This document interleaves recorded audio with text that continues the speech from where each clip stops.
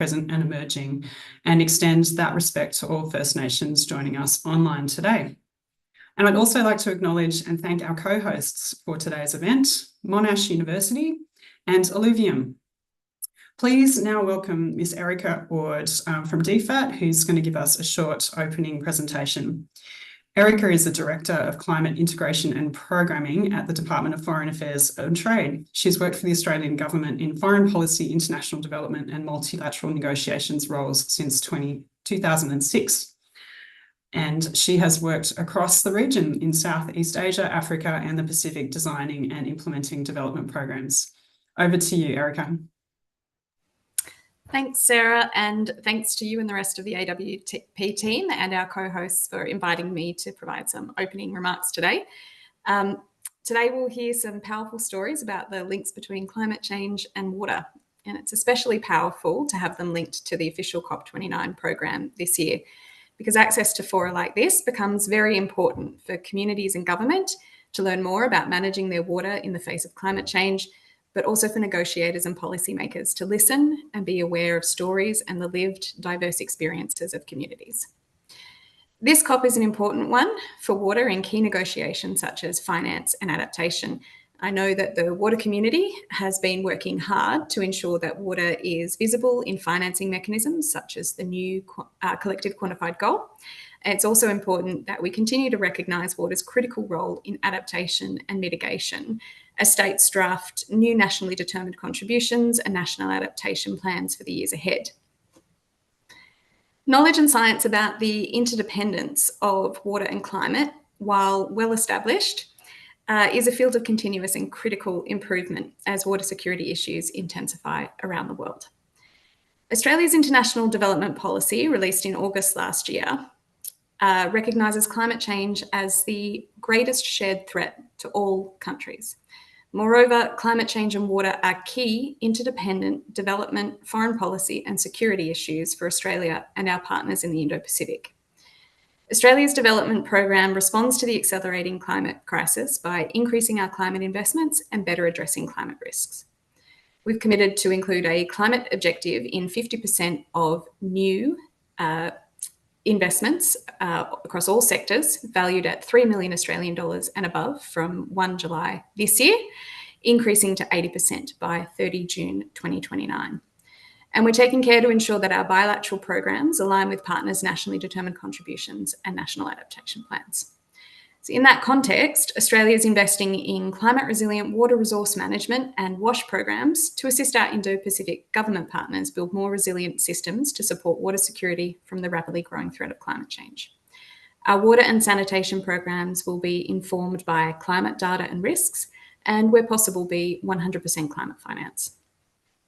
Through our development program, we harness Australian expertise and work in partnership with governments and communities to achieve greater water security and better access to WASH services. We do this through programs like the Water for Women Fund and the Australian Water Partnership. The Water for Women Fund is in its final phase and has been capturing lessons and learning in climate resilient WASH from around the region. Initial and meaningful examples from civil society projects are emerging on how to influence and integrate climate risk management into WASH governance, and such practice is proving time and cost effective. For example, Plan Papua New Guinea has influenced the addition of climate resilient WASH pathways in government district WASH improvement plans. And SNV Bhutan, through its long-standing relationship with government and high-quality WASH technical support, has accelerated uptake of the climate resilience lens in decision-making, the use of which is naturally rippling out to other services over time and with increased confidence in the approach. Similarly, the Australian Water Partnership supports partner governments to enhance climate resilient water resource management in the Indo-Pacific, including through the successful development and adoption of policies, practices and tools in countries like Vietnam and Laos, and with partners like the Pacific Community and Pacific Water and Wastewater Association. As many of you know, AWP is also active in international fora and has proudly supported Indigenous peoples to share valuable traditional knowledge of water resources at many key international events, including past COPs, 26, 27 and 28, the 2023 UN Water Conference, the World Water Forum in Indonesia earlier this year, and the Stockholm International Water Week. As we all know, climate change puts huge pressure on water systems, resulting in too little water or too much, or at the wrong time or of low quality. Australia has a lot of experience managing water, including under scarcity. We live on the driest inhabited continent with the most variable stream flow. That knowledge is refined and strengthened through sharing and by working in partnership with others. So I thank the Water for Climate Pavilion and the AWP team and our co-hosts for creating the space for this event today to share critical knowledge and to hear from the variety of speakers and participants present. I hope you all enjoy the program and have a successful COP. Over to you, Sarah. Thank you, Erica. So today we're really excited to be hearing from a diverse group of speakers representing water, environment and climate issues across 3 regions, the Pacific, Southeast Asia and South Asia. We're delighted that you can join us to shine a spotlight on the interdependency between water and climate across the region. We're going to start with a focus on climate finance, relevant for this COP, for water security in the Pacific, and I'll shortly introduce you to my colleague, Arla Blakelock. Following the Pacific session, we'll join Monash University for a look at urban water resilience in Southeast Asia. And our third session, hosted by Alluvium, will focus on water, communities and climate adaptation in South Asia. And finally, we're really excited to be able to cross to an update from Baku from the Swedish Waterhouse Director, Thomas Rebermark, and another special guest for an update on the proceedings at COP29 in Baku. I'll now pass to the AWP Pacific Coordinator, Arla Blakelock, to commence our first session. Thanks.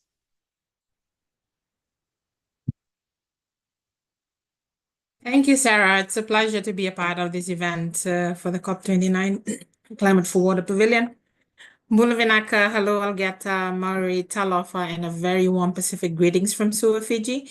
I'm honored to be your panel moderator for our first session today as a part of a series of presentations for the Indo-Pacific Water and Climate Day, jointly hosted by Australian Water Partnership, Alluvium, and Monash University. For the Pacific session, we're focusing on a very important theme, climate finance for water security from a Pacific perspective, as Sarah has mentioned. As we know, access to climate finance is an ongoing challenge, not only for the Pacific, but for the broader SIDS or small island states that need it most. There is an added complexity when we look at it from a water lens.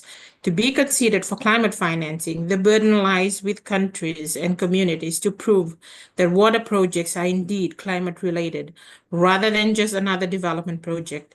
This can often be difficult as data and evidence base needed to support proposal development for water projects are not readily available. It can be quite a costly and time-consuming exercise to undertake.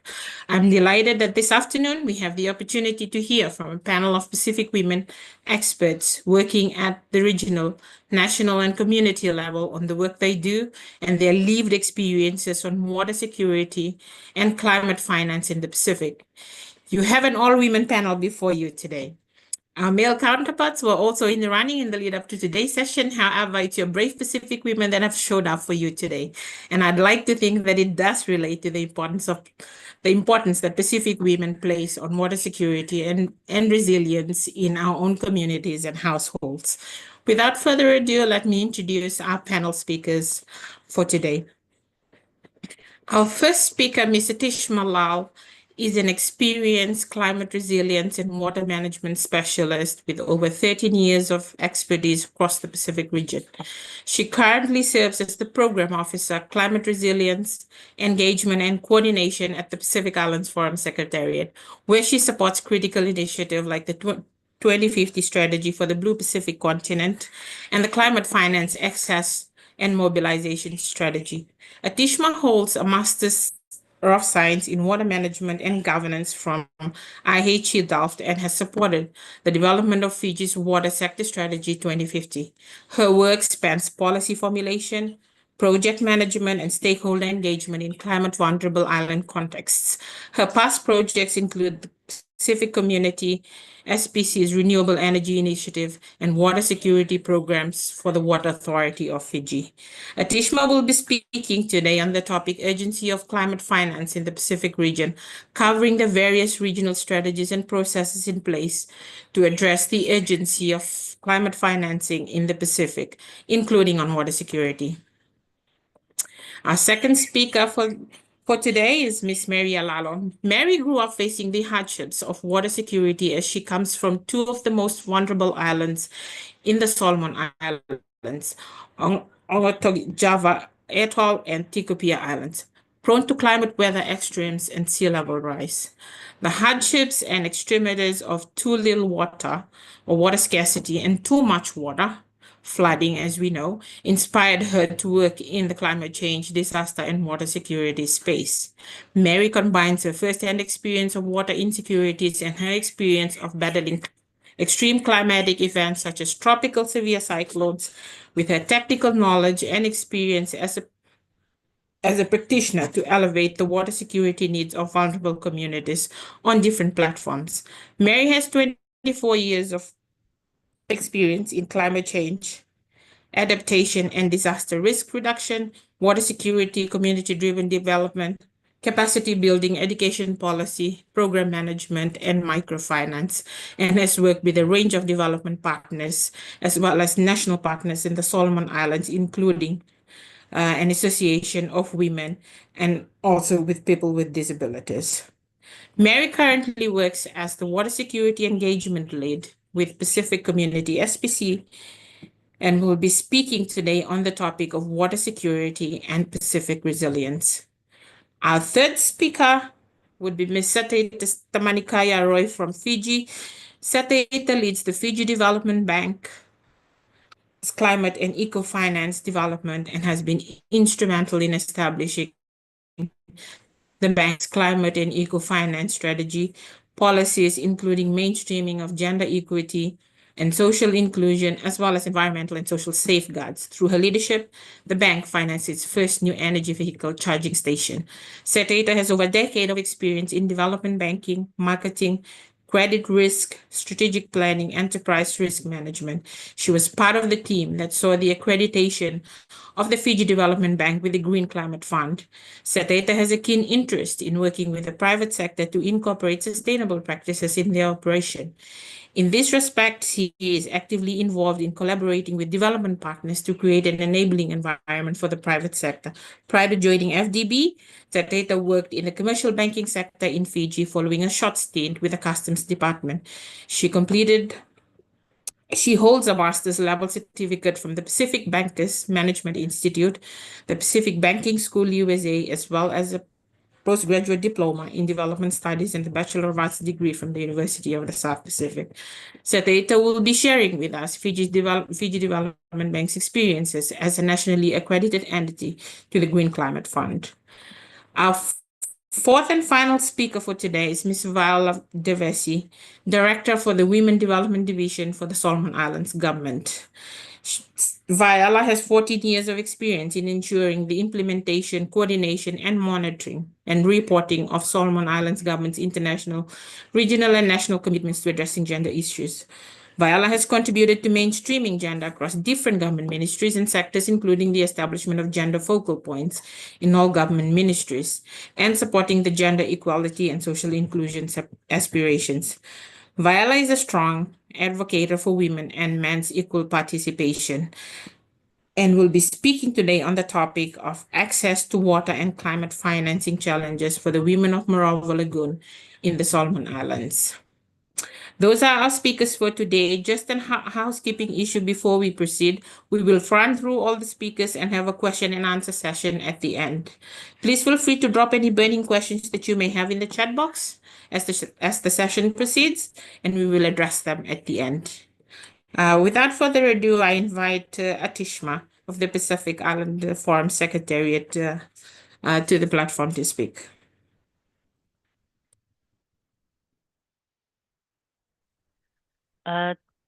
Thank you, Ala, and thanks to Australia Water Partnership for inviting PIS on this webinar. Hello, everyone. Greetings from the Pacific Islands Forum. Next slide, please. It is an honor to speak today on behalf of the Pacific Islands Forum and our Blue Pacific continent, where climate change remains the single greatest threat to our livelihoods, security, and well-being. Ensuring that all Pacific people remain resilient to the impacts of climate change and disasters to lead safe, secure, and prosperous lives is one of the key priorities of the 2050 strategy for the Blue Pacific continent. Two key systems outcomes of the climate change and disaster thematic area focuses on the Pacific governments and communities have developed and strengthened capacity for adapting, building resilience, and responding to climate change and disaster risk, particularly for the most vulnerable, and improved access of Pacific governments to available climate and disaster finance in line with their needs, supported by strengthened institutional capacity. Next slide, please. Pacific Regional Climate Finance Initiatives. The significant impact of climate change and predicted rise in greenhouse gas emissions until 2030 will put added stress on Forum Island countries. This places an urgent need on the region to be innovative and develop measures to assist our members in accessing substantial and timely climate finance. Over the past decade, Pacific Island countries have primarily relied on multilateral climate funds as well as bilateral sources. However, accessing these funds has been challenging and time-consuming. New opportunities such as the Loss and Damage Fund established at COP28 and the Regional Pacific Resilience Facility offer significant potential for accessing and mobilizing climate finance. To effectively manage these new funding sources, Pacific Island countries need to adopt innovative approaches, mobilize private sector finance, strengthen public financial management systems, improve climate investment decision-making through informed risk and financial information, prioritize capacity building, and take a regional approach to consolidate efforts. To improve member access to global climate finance platforms, Forum Economic Ministers meeting endorsed the development of a Pacific climate finance access and mobilization strategy in 2022. The Pacific Climate Finance Access and Mobilization Strategy will have the following strategic focus, and these include capacity building and institutional strengthening, access to climate finance, efficient utilization and management of climate finance, and innovative financing mechanisms. The strategy therefore underscores not only access to climate finance, but also the need to strengthen resilient and sustainable development. The validation workshop of the draft strategy will be held next month. The Asian Development Bank, together with Green Climate Fund, has supported the complementary development of a regional programmatic approach to climate action, RPACA, led by Cook Islands and Palau. The regional programmatic approach to climate action, it identifies 6 regional priorities for resource mobilization, aligning with the Pacific Climate Finance Access and Mobilization Strategy to ensure timely project proposal development. These priorities include resilient infrastructure, renewable energy, water, waste, food security, and innovative financing. As you can note, water is a priority as part of this new approach. Next slide, please. Pacific Resilience Partnership. The Pacific Resilience Partnership is the umbrella implementation mechanism for the framework for resilience development in the Pacific and was established in 2017. The framework for resilient development in the Pacific is further embedded through the 2050 strategy for the Blue Pacific continent and its implementation plan, which is our long-term collective vision and commitment as a region to ensure the well-being and prosperity of our people, including framing how as a region we can work together with partners to achieve the priorities dictated by our member countries.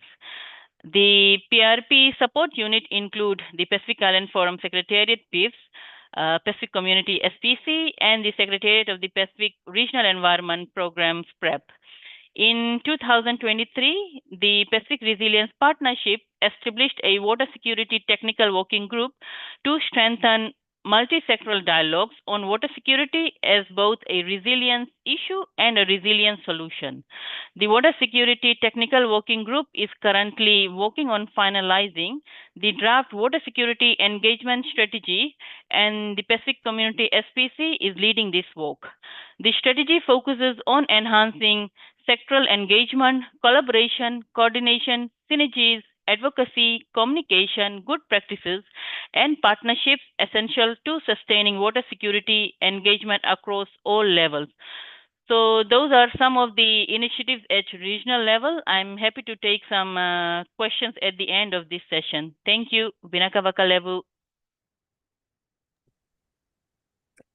Thank you, Atishma. Thank you for that. Thank you for briefing us with the regional processes and the valuable work that's happening in the regional space, including the technical working group on water security. It gives a good segue to our next speaker, Maria Lalo, from the SPC, to speak on the topic water security and Pacific resilience. Mary, please. Thank you, Ala. Greetings from the Pacific community, which is the scientific and technical organization of the Pacific Island countries. It is an honor for me to speak on the water security issues and solutions of the Blue Pacific continent. This is a topic that is very dear to my heart because I come from two of the most vulnerable islands in the Solomon Islands, which is very prone to increasing salination of our freshwater resources. So for me, as a girl who grew up in the islands, struggling to collect water from shallow horizontal fresh groundwater lenses, it's a real experience. And growing up and then going to work and then going back to the islands after 20 years away, and then finding that the groundwater well where we used to extract water from, it's really not drinkable because of it's really filled with salt water. So for me, this topic is very close to my heart. And across the Pacific Islands, we have our low-lying atoll countries like Kiribati, Tuvalu, Tokelau, Republic of Marshall Islands, FSM, which have challenges in terms of accessing surface water because there is no surface water on those countries. So they are heavily reliant on rainwater harvesting, which is prone to extreme dry weather. So when there is a long or prolonged dry periods of rain, then there is a very long periods of water scarcity. And then if we look at the Pacific Island countries, the region of Melanesia, for example, countries like Solomon Islands, Papua New Guinea, Fiji, and New Caledonia, they are prone to heavy rainfall, and which causes a lot of heavy rain. So they often experience too much water. And so when we look at the topic, water security and Pacific resilience, what does it really mean for the Pacific? So with the work that we do with the Pacific community supporting our countries, it is really looking at water security and the critical role it has in Pacific resilience. So let me take us to the next slide where I will provide some information about the state of water security in the Pacific. So I just want to share this slide that shows one of the most remote atolls in the world, which is Christmas Island, which is part of Kiribati. So this atoll is really prone to droughts, and some of the work we do has been really to strengthen the capacity of the local communities to be able to tap into their fragile groundwater resources, and also increase their capacity to strengthen rainwater harvesting. So when we are talking about water security and Pacific resilience, it is really looking at water security, that it is a resilience issue and it should have climate and resilience solutions to it. So next slide, please. And I would like to provide some data in terms of how the Pacific is tracking in terms of Sustainable Development Goal 6 targets. And if we are to look at how the Pacific is progressing in terms of access to basic sanitation facilities, the Pacific has the world's persistently low levels of access to basic sanitation facilities. It is even lower than sub-Saharan Africa. And when we look at sanitation facilities, although there is progress, these progress are often impacted by climate extreme events like tropical cyclones, which brings a lot of disasters, and then it damages or destroys a lot of the gains that we make in terms of sanitation facilities. So often there is progress, but then that progress is impacted when there is a category 4 or 5 cyclone, meaning that we have to restart again. So when we look at water security, including access to sanitation, it is really also about ensuring that when we build back better, ensuring that there is integration of climate change adaptation and disaster risk reduction into the infrastructure we work, starting from the planning, investment, and infrastructures, and accessing climate financing. Next slide. And if we are to look at access to basic drinking water services, the Pacific also has the world's lowest levels of access to at least basic drinking water services. And so this means that thousands of remote rural island communities really don't have the access, including some urban communities. So the need to really scale up climate financing becomes really critical for the Pacific Island countries. Next slide. And then if we look at what are the issues or what the contributing factors that contributes to these low levels of access. So there are many factors. One of these is that the Pacific Island are on the forefront combating extreme climate events like too much water from heavy rain and tropical cyclones, which impact our water infrastructures. We have turbidity that affects water utilities, water infrastructures, and even community infrastructures. And then when we look across our low-lying islands and atoll countries, they experience a lot of droughts, and often there would be the infrastructure, but when there's a drought, that infrastructure doesn't have water running. And so there are two extremes in the Pacific. And so it's really ensuring that when we do our investments, it's really integrating climate change adaptation into the investments that we do. And then when we look at other disasters like geohazards, volcanic eruptions, earthquakes, because the Pacific is in the ring of fire, these geohazards also impact on the infrastructures that we have. So water security for the Pacific Island countries is a development issue. It's a climate and disaster issue that requires a holistic approach where all sectors, partners need to come together, engage in meaningful, genuine dialogue so that we are able to really secure the water security of our countries. Next slide, please. So what has the Pacific done to really address what the security challenges we have? What are the solutions that we have taken? So we have really taken a strategic path forward, and one of these is really investing in climate resilient solutions. And so looking at assessing what are the needs of our countries, what are the issues that exist there, and what are the climate resilient solutions, what are innovative solutions that we need to take in partnership with our countries, with our development partners, to ensure that the infrastructure that is built there is sustained over time, and also looking at building the capacity of our countries and of our communities so that those infrastructures are maintained, and whenever there is a disaster, we don't go back to zero level, but we are able to move forward to adapt successfully. And then the other is looking at early warning.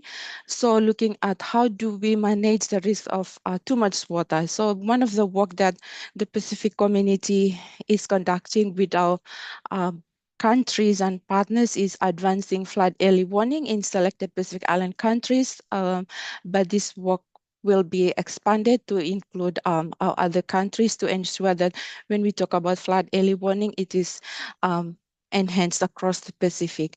And then the other is developing drought management plans for our atoll countries. So this work is done under the Pacific Atoll Partnership, which is funded by MFAT. And so it's really working with our other countries and lime-raised countries to ensure that their water security is enhanced and there are drought management plans in place when we are talking about early warning. And the other is strengthening engagement in water security as a key determinant of resilience, which Atisma spoke about earlier. So this work is really ensuring that engagement is not done as an ad hoc activity, but it becomes an integral part of the work that we do. Often, just from my experience, engagement is often done ad hocly. However, with the work that we do, we've learned from the lessons from the past, and we are really ensuring that engagement becomes a critical part of our work so that when we are talking about sustainable, resilient development, it becomes real for the Pacific. With that, thank you. I'm happy to take questions you may have. Thank you, Tomas. Thank you so much, Mary, for enlightening us with some of the work that are happening on the ground with countries that SPC is carrying out. I was that. I now invite Thank our third I had speaker, stopped looking at my notes. Ms. Sete Tamanikaere of the Fiji Development Bank to share with us the bank's experiences as a nationally accredited entity to the Green Climate Fund. Sete, please.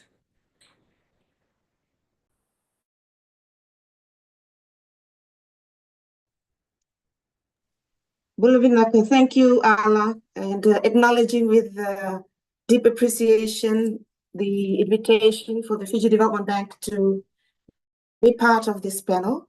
First of all, the bank was actually accredited as the direct access entity for the Green Climate Fund over 5 years ago, and becoming the first national direct access entity.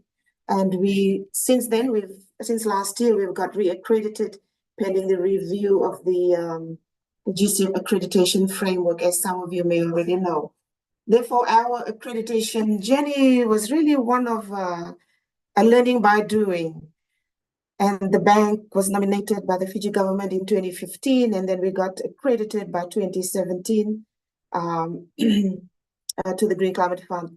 It has taken the bank about 2 years to actually get accredited with the Green Climate Fund. In fact, we could have taken lesser time to get accredited, given that this was the first time we've actually having had to learn about the requirements and what we needed to be done in terms of being accredited. And we did this on our own. Later, we received some assistance from UNEP and the World Resource Institute. So in having said that, I suppose the key lesson I wanted to share in case organizations, members of the organizations that are listening in would like to be accredited, I think one of the key things is that we need to, if you're going to be considering to be accredited to the Green Climate Fund, commit to investing in a team, a dedicated team that would get your organization actually accredited, as well as then taking it then to the next step of identifying projects, as well as designing and onto implementation at a quicker pace than what the Fiji Development Bank had experienced. And this is something that we've also shared with our sister development banks in the region. Furthermore, the Fiji Development Bank is keen to work in the area of renewable energy space, transport, waste management, adaptation in the field of agriculture, fisheries, and forestry. So in this sense, water becomes one of the cross-cutting issues that we have to consider while designing and ensuring that water management or water resources are managed effectively and efficiently. So for the Fiji Development Bank, we welcome proposals for us to consider and to go to the Green Climate Fund from the business communities, SMEs, or corporate businesses, or even communities that you can consider to submit a concept note for the bank's review and endorsement. Additionally, the Fiji Development Bank is in consultation with organizations such as the Australian Water Partnership, Market Development Facility, the private sectors, in our bid to actually identify opportunities for collaboration that could then lead us to submitting a climate resilient program to the Green Climate Fund. We also rely on these organizations that provide us the technical expertise, say, for instance, the Australian Water Partnership. Partnering with you guys would then provide us with a perspective from the water sector, something that the Fiji Development Bank, technically, we do not have that expertise, but rely on good collaboration from partners like yourself. For potential accredited entities, listening in or watching, getting accredited is a positive move to make. However, we would suggest to bear in mind the challenge that we will need solutions that make sense to your organization and to your community and to the country that you belong to. So for the national AEs in the Pacific, firstly, we are challenged by our size and in terms of our capital base and the absorption capacity that hinders our ability to support activities from project identification right to implementation. This is on the back of the fact that, this is on the back of the reporting requirements that the Green Climate Fund would require, particularly if the unit managing the Green Climate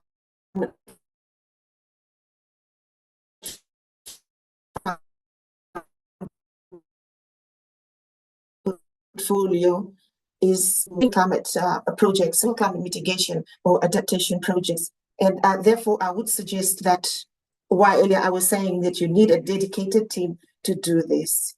So additionally, ladies and gentlemen, from our lessons learned and in respect of leveraging private sector financing, the challenge is always on getting buy-in or to get them to actually consider changing or greening their operation. And this largely is due to the fact that the initial cost outlay is huge.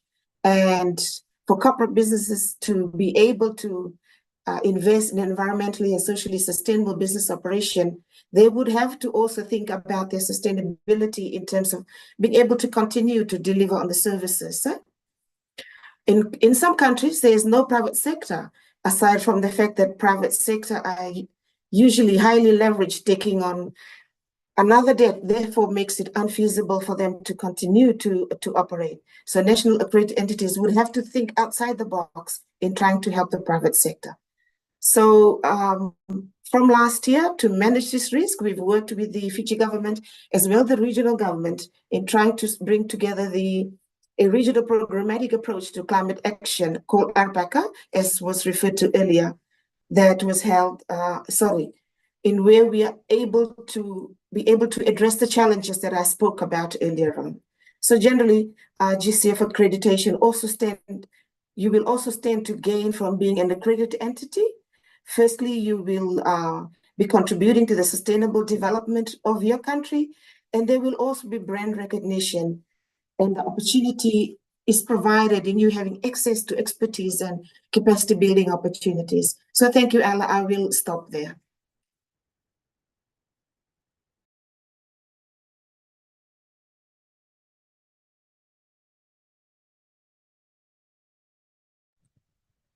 Thank you so much, Sadeta, for those very practical advice and tips for for senior officials that may be listening in or will be listening to this recording later. I know Solomon Islands and Vanuatu, there are entities within that are going through their own internal processes. Let me now make welcome Ms. Viola Devesi of Director Women of the Solomon Islands to speak on her topic, please. Thank you, Viola. Thank you, Ala. And a very cold good morning from Baku to everyone. I first of all would like to thank the coordinators for this event and for the opportunity to share the experience from the Marovo Lagoon. In fact, experience from my village on this very important platform. If you can go to slide 1, please. So on this slide, essentially is to provide you with a bit of context of where my story is coming from. So my village is located within the Marovo Lagoon that is at the western part of Solomon Islands. You will see the arrow there, which is, Marovo Lagoon is made up of many islands and, some of which are inhabited. And of course, you can find other information about Marovo Lagoon online. If you can go to the next slide. So you will see on this slide, my village, which is the first picture, accesses water through water pump from the mainland, which you can see on the first picture right at the back. It is pumped through pipes that run under the sea, weighted down by, weights to standpipes located around the island. I apologize that the second picture is not so clear, but it shows how this water system works, especially where the standpipes are and the main pipe running to the mainland, indicated by the red circle. But you will see around the island yellow crosses, which indicates where the standpipes are around the island. I was back in the village earlier this year to find out that the whole village don't have any water through the standpipes, and there's 22 standpipes. As the standpipes and the bases are damaged, and on the slide is a picture of a typical standpipe. The standpipe in front of, our family house, which was built a distance from the sea line years ago. Now the sea has, come up right up to the standpipe, has broken off part of the base, and basically damaged, the whole standpipe. And this is, similar story for most of the standpipes around the island. However, even if the standpipes are fixed, the one main pipe that supplies the water from the mainland to the island, by, as indicated by the red circle, has also a big leak which needs to be fixed, but underwater. What this means for women of my village, and this is on a daily basis, is and depending on the load of the canoe, because you are, the women will be taking their laundry, their cooking utensils, and even their young children in a wooden canoe. They will paddle, for about 2 kilometers one way daily to access water on the mainland that I indicated is the island, the bigger island in the first picture at the back. And on the return trip, the canoe will be even heavier with filled buckets of water to take back to the village for cooking, drinking, and of course for other members of the family. When the weather is not fine, it's raining, it's choppy, the sea is choppy, it becomes even more dangerous for mothers and children. And, of course, this means there's health implications. safety. Even the safety of young girls traveling to access water is also a concern because they'll be paddling, across to the mainland. While I was in the village earlier this year, I tried to find out how the local government could help fix the water problem of my village. And of course, limited financial resource was the main issue. And so I looked up different funding related to climate change and water and see if I could support my village to apply for it. Unfortunately, I was not able to do that. Upon reflection, at the end of the day, the reality on the ground for rural women and villages is they don't know about any of these funding supports out there for water or climate change related initiatives. Most informations are online. Most of my aunties and sisters only have button phones that does not access internet. And even if they are able to access this water funding, I guess, opportunities, the requirements, the conditions attached to these fundings are not easy for rural communities to meet. The situation of my village has shown me that there are life access issues to water, especially for women who are the main users of water. If not given special attention, the already existing inequalities that women face will just be worsened in the face of climate change. The attention, the resourcing for water for specific contexts, such as those on islands, has to be special, has to be unusual in order that we can really address the real life access to water issues on small islands. Accessing clean water and providing simplified access to water resources and funding, especially for rural communities and women in rural communities, is critical for the very simple reason that it is a necessity of life, a human right, and must be made integral to our efforts to advance gender equality. My village experience, and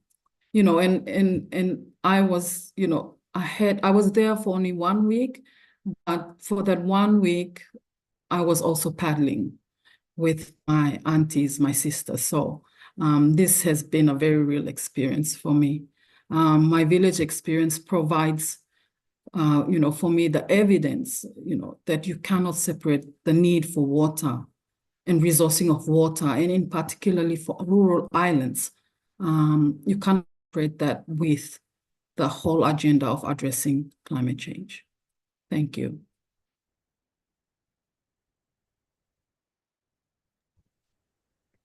Thank you, Viola, for enlightening us with your very passionate experience in your community in Morova Lagoon. As we move on to the question and answer session, we've been working with the panelists throughout to answer questions in the chat box if they can, in the interest of time, which they have been doing. I guess really, if there's any further questions from the audience at this point.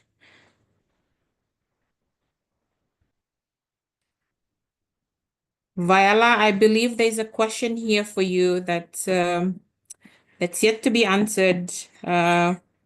What is the per capita potable water allowance? I'm not sure, Viola, if that's something that you can answer right now, but sorry, Ala, that sounds very technical. I probably wouldn't know. Yes, it does. The answer.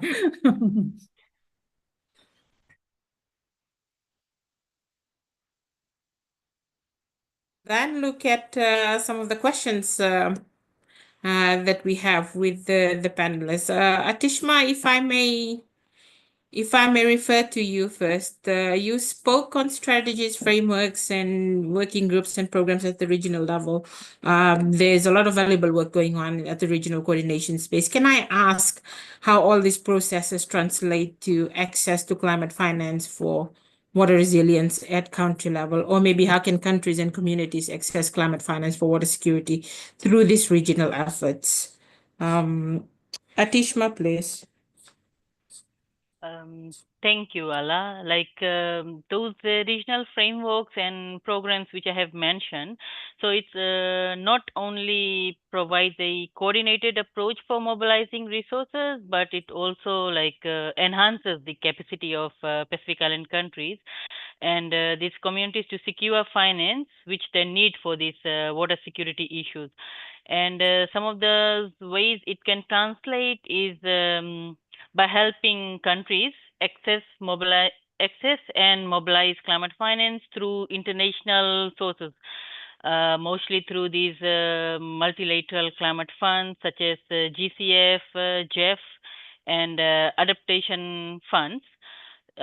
So it also acts like a bridge between global funding mechanisms and national governments. So more like supporting countries in preparing and submitting high quality funding proposals. And this work is normally done through building capacity. Some countries often use these frameworks and their corresponding operational arrangements for technical assistance to basically improve their ability to design and manage projects that focuses on water security. It also strengthens the project pipeline. Countries can also use this mechanism to prepare robust project proposals for water security initiatives, such as building sustainable water infrastructure, enhancing water resource management.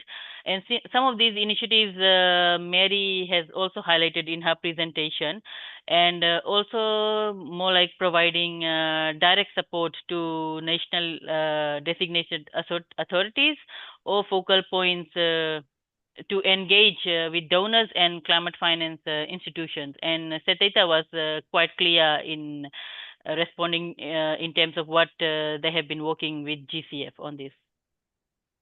Thank you, Ala. Thanks, Atishma. In the interest of time, do we have any final words from any of the panels, any final message from any of the panelists, while I quickly look through our question and answer chat box?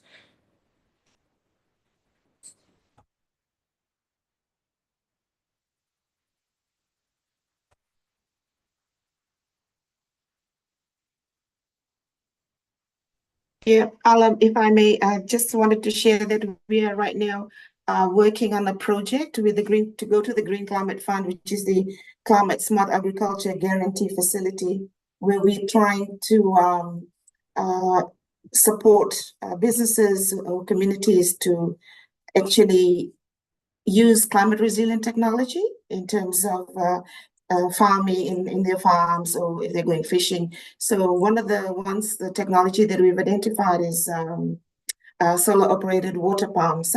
So we also could finance water harvesting technology or salt water desalination technology. So this is something that we're working on, and we hope to be able to reach as many businesses in Fiji, or farmers and fishers, to come on and actually utilize this guarantee that we are hoping to get from the Green Climate Fund. So I thought I'd just share that with the panel and those that are listening. Vinaka. Thank you for that, Seteta. I take this time to thank our panel of Pacific Women in Water for taking your time to share your valuable knowledge with us, and I wish you well in your work going forward. Particularly for Seteta and Viola, who are part of the COP29 delegation for Fiji and the Solomon Islands, joining us today all the way from Baku.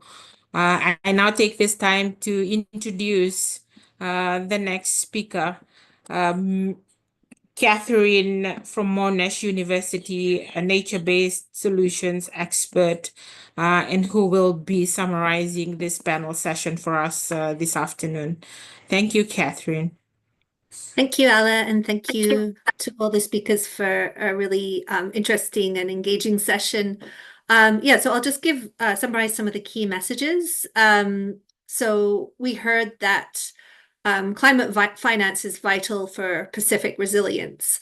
Although the Pacific contributes little to global emissions, it faces some of the severest climate impacts. So finance is crucial. And as we've seen in the presentations from Atishma and Mary, climate finance for water security in the Pacific is recognized as a challenge, and access is being addressed through various regional processes to support the countries across the Pacific. Another key message is that water security is a climate and development priority. So it's important to leverage climate finance to address interconnected climate and water challenges. And this should be developed using a holistic approach, which supports broader development goals. So when investing in water infrastructure, this can also help with health, livelihoods, and equity. A key challenge is to ensure finance is directed towards the most vulnerable and in need of water security. So we heard from Sateta that the first step at a national level has been the experience from the Fiji Development Bank's accreditation process for the Global Climate Fund. But ultimately, finance access needs to reach the local level, especially those most vulnerable, as shared by Vela. We cannot separate the need for water with the whole climate agenda. And then finally, financing for the Pacific needs to be tailored. So regional strategy and advocacy ensures water security remains a priority in climate finance. So it's really critical to design funding mechanisms that consider the unique challenges of rural and remote Pacific Island communities. So we've seen this in this session that finance is a key driver to address the water and climate challenge. And the next session, which I'm facilitating, focuses on urban water resilience in the Mekong region. And we'll look at how policy and legislation is also a driver to create the enabling environment to encourage some of the investments that we heard about. So thank you very much. And I look forward to you joining me in the next session.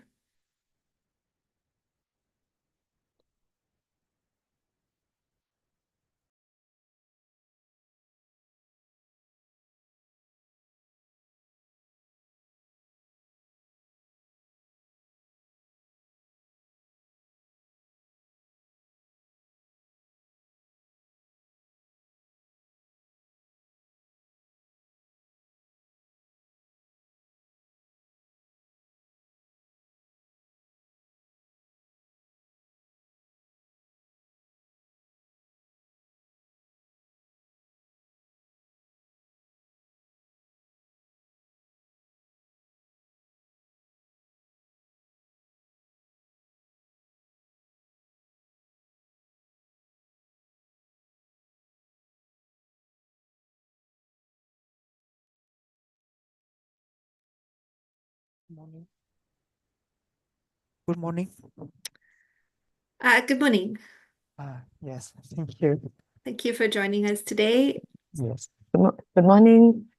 Good morning, Catherine. I'm Morning. Rosaline. Yeah. Okay. Hi. Good morning, Catherine. Good Yeah, morning. I'm Gu here.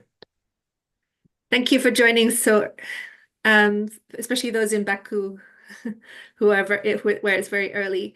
I just wanted to check if we are live, or just wait a couple of minutes. Yes, we're live. Okay.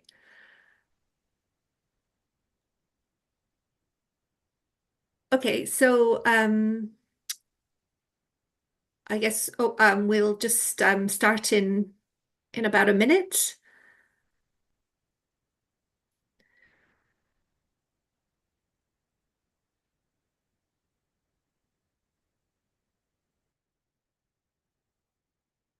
Could we get the presentation on the screen? Thanks.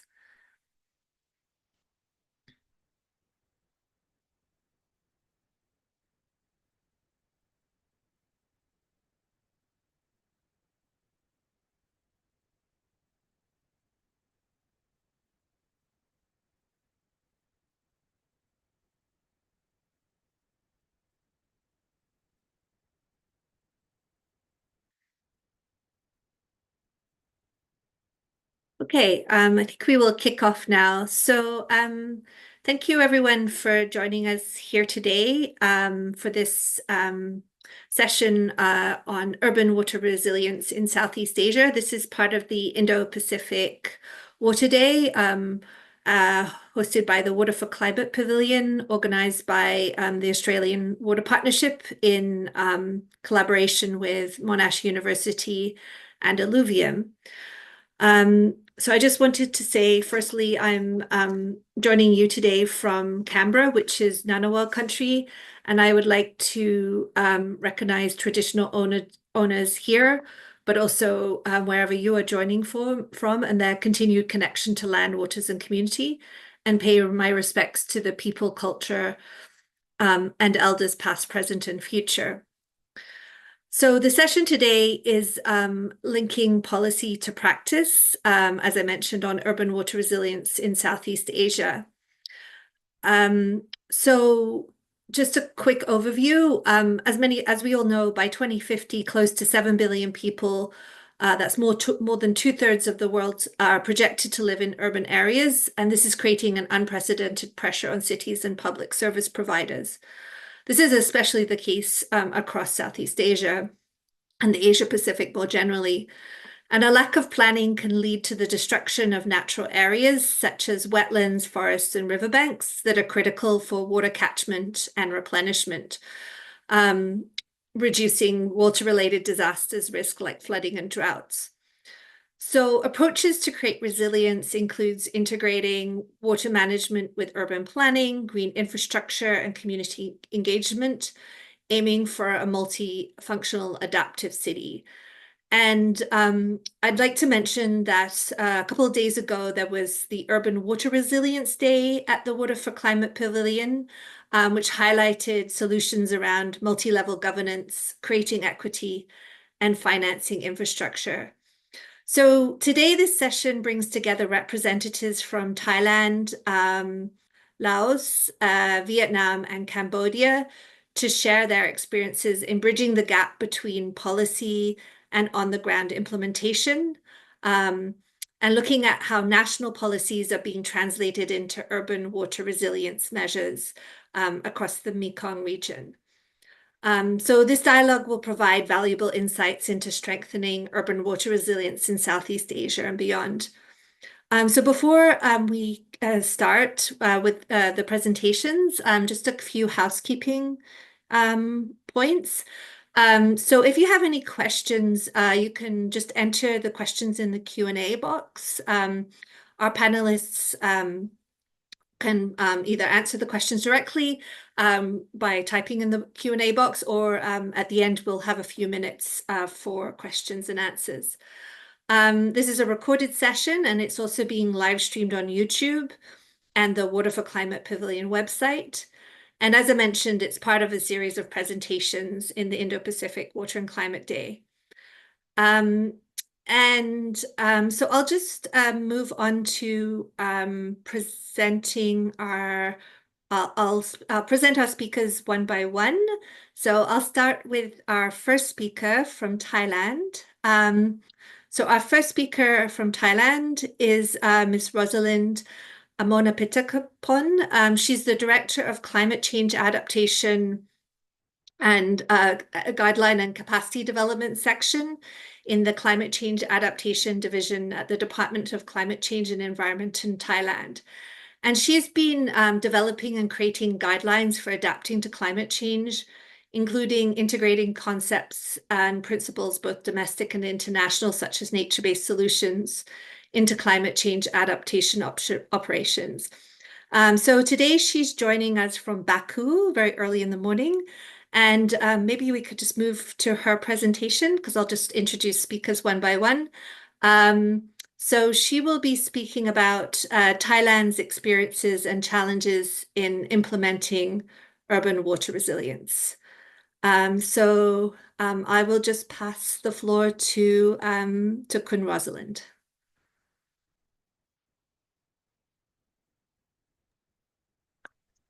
Thank you, Catherine, and good morning, everybody. I'm from Baku. This is 6 o'clock now.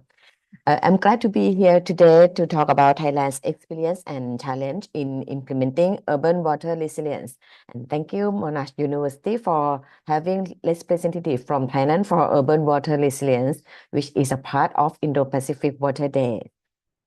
Today, I'm going to talk about climate change policy in Thailand. Next slide, please.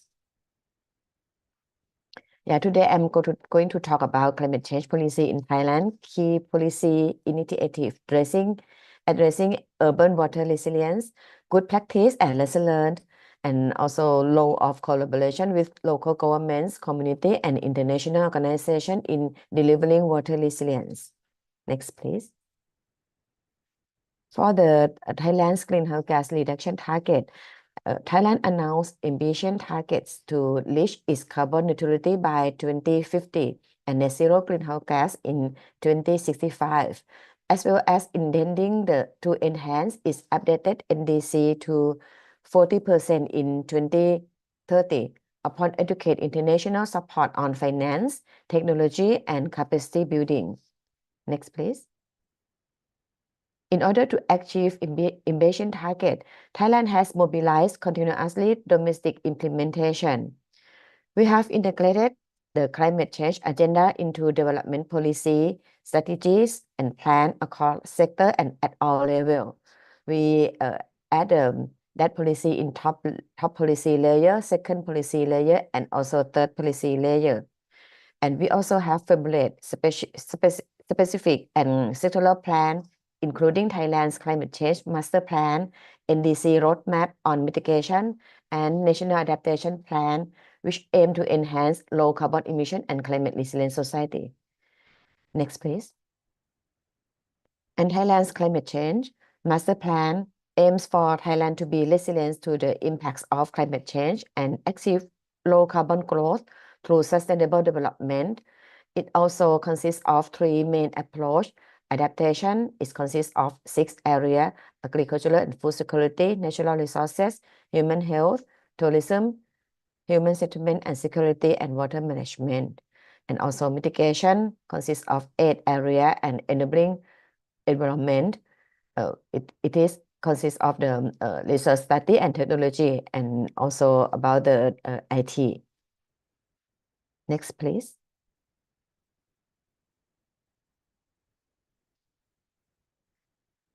For the NAP, it was developed with a consideration of the national context and circumstance, using sufficiency economy, philosophy, sustainable development pathway, and also ecosystem-based adaptation, or EBA, and nature-based solution, or NBS principle. The EBA and NBS have been identified in the NAP, not only in the principle, but also in the measure under 3 sectors: water resources management, natural resources management, and also human settlements and security. Next, please. This slide provides the introduction of one of the crucial works on adaptation. As Thailand is a highly vulnerable country, we also need to enhance our action plans toward climate resilience, with important mission to building resilience to climate change in nation developments, empowerment and awareness of development partners at all levels, and development database, research and study, knowledge and technology. Next, please. To achieve the goals were set in NAP, the Department of Climate Change and Environment has worked closely with relevant agencies to expand adaptation to climate change action across sectors. The department had collaboration with relevant agencies. We plan to sign the Memorandum of Understanding, or MOU, by next month that could help the integrate adaptation to climate change action to their routine works. Yes, so let's move to the good practice and lesson learned. Today, I will talk about 3 cases. 2 of them is project under the Resilience Urban Center and Surrounds Program, or LUCAS, and the other is about water management. Next, please. Yeah. This is a Arnut urban forest in Bangkok. For this case, this vision for the Arnut Forest Park project in Bangkok aims to transform former landfill sites into multifunctional clean space, aligning with the Bangkok Metropolitan Administration goals. The new park will combine forest and wetland ecosystem to enhance leachate management, improve water quality, mitigation urban heat, and create recreational and ecological space that incorporate environmental art. The key strategy include creating construct wetlands for water treatment, managing landfill leachate. An NBS benefit for this site include leachate prevention and gas management, canal water and landfill leachate treatment, additional water irrigation, urban cooling to reduce heat, inclusive, diversified urban ecology and recreation access. Next, please. Yes, this is a Makasan Zone C departure park in Bangkok.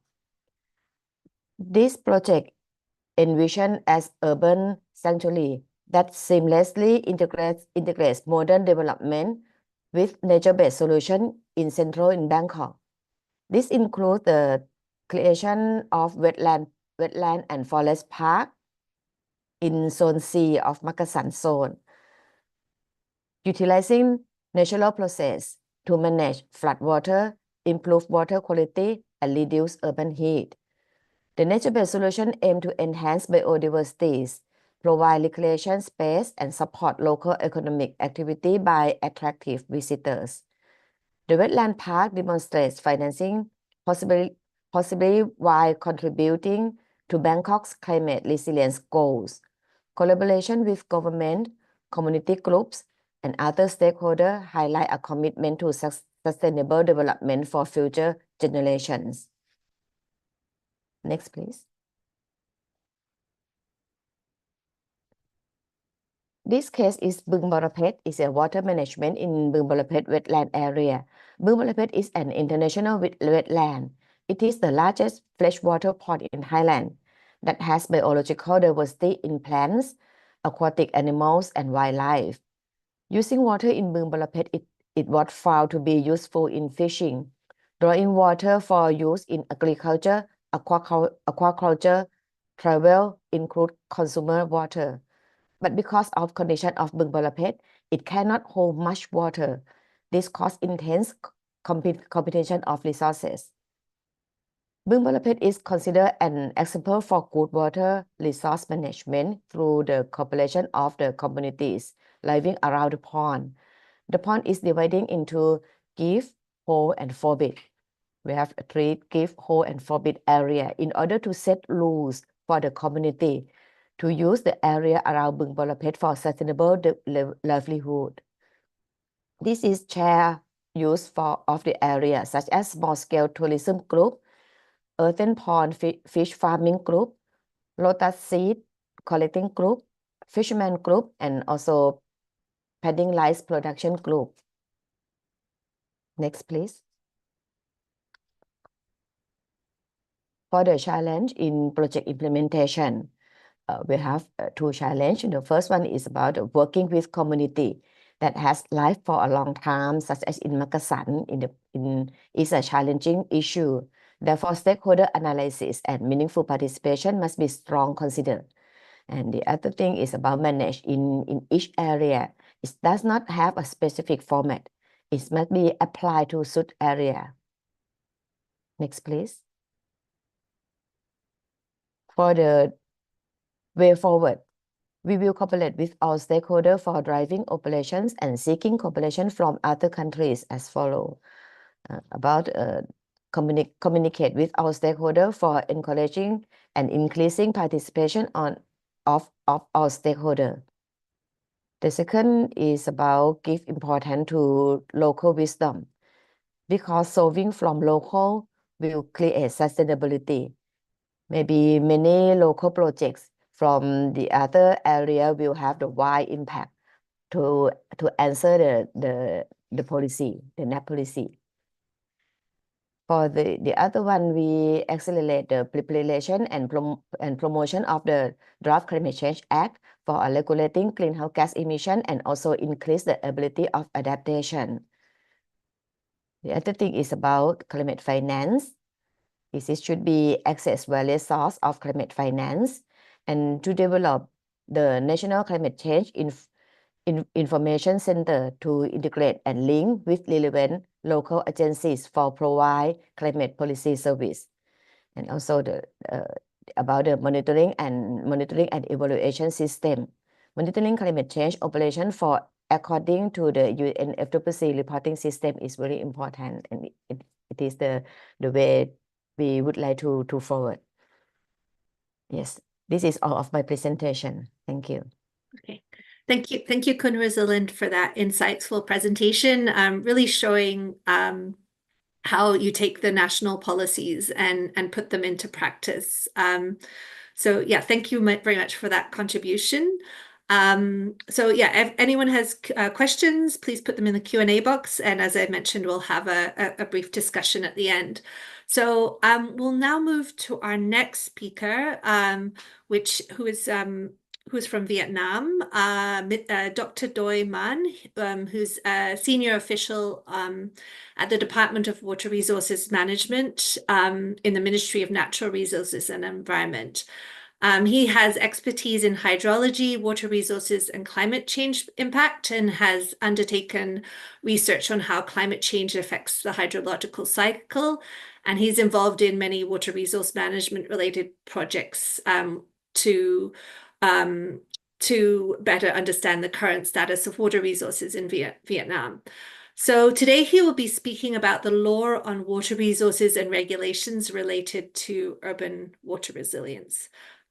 So I invite Dr. Mann to take the floor. Thank you. Yeah, thank you very much.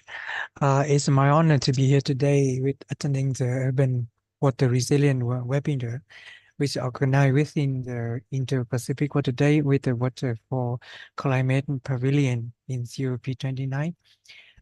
So my presentation, including the challenge in urban water resources management in Vietnam, the initiative for the urban water resilience, policies for implementing initiative urban water resilience, and the way forward. Next, please. Next, please.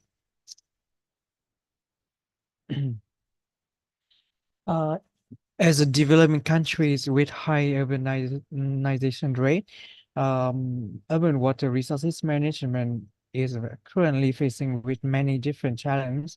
One of them is a pressure from the socio-economic development, rapidly increasing the water demand. The water demand for many sectors have tripled over past 50 years and projected to be increased in the future. Next, please.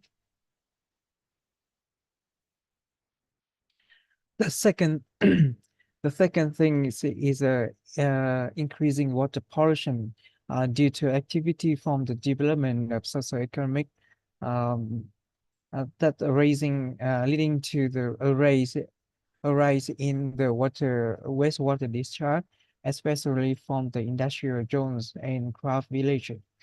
According to statistics in Vietnam, more than 19% of industrial don't have a consensual wastewater treatment facility.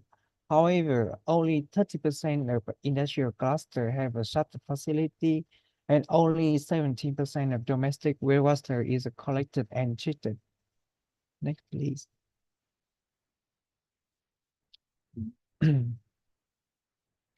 Another challenge comes from the increasing of conflict in water exploration and uses.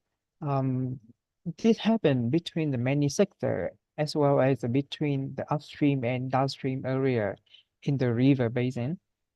Next, please.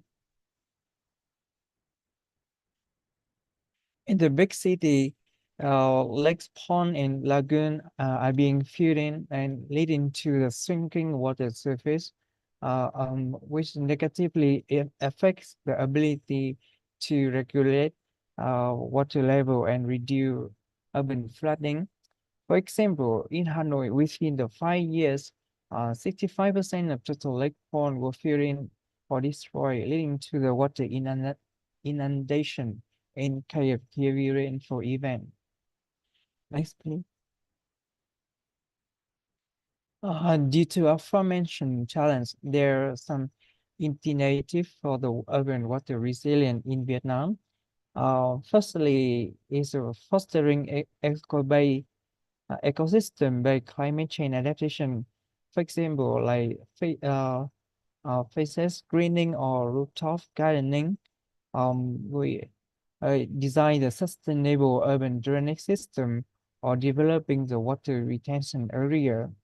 Regarding the construction solution, we increasing a drainage system capacity to deal with the intensification of extreme events in the context of climate change. We construct the sluice gate at the river estuary to prevent the effect of tidal or sea level or stormwater intrusion.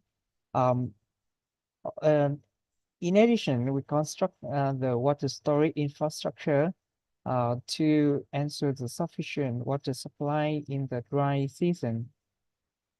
Another initiative that I think is best important, like the water resources management must be implemented in the integrated manner on the reservoir basis without the division of administrative boundary. Next, please. Yes, in Vietnam government have issued a new law on water resources, as we have been taken effect from the July 2024. The supplementary regulation to ensure water security for domestic use has been added in the new law. Next, please.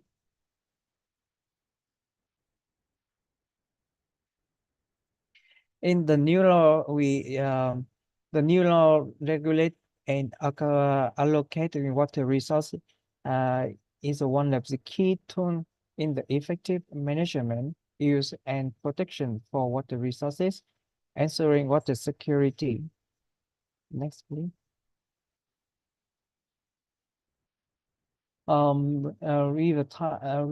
Revitalizing the dead water, which have been polluted in the city, is one of the priority mentioned in the new law. Next, please. In the law, according to Article 63 in the law, regulate on the prevention and respond to drought, water security, flood, and artificial water logging. Next, please. And the law also regulates the circular water use and water reuse. It can be seen that the new law on water resources in Vietnam has a specific regulation on the water resource management, both in quality and quantity, for urban areas specifically. However, there's still work to be done in the future to improve water resources management and urban water resilience. Next, please. First of all, we should improve the water resources in management institute by enforcing the regulation, particularly in related to the discharge of wastewater, strengthening to ensure the strict compliance with the environment regulation, and get the human and enhancing human and financial capacity for implementing the policy and increasing the engagement from stakeholder. The second thing is the water management at the basin scale.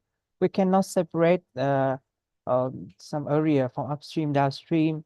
We should manage the water resources in the whole basin scale, and we should establish water government at the river basin level and build a national water information system to support the good water management and strengthen the arrangement for transboundary planning and operation. And the last one should be give a top priority to reducing the devastating level of pollution, especially the water pollution. We should control the water pollution and apply the innovative approach, the high technology, and make sure that domestic wastewater to be collected and treated correctly and reuse and reuse.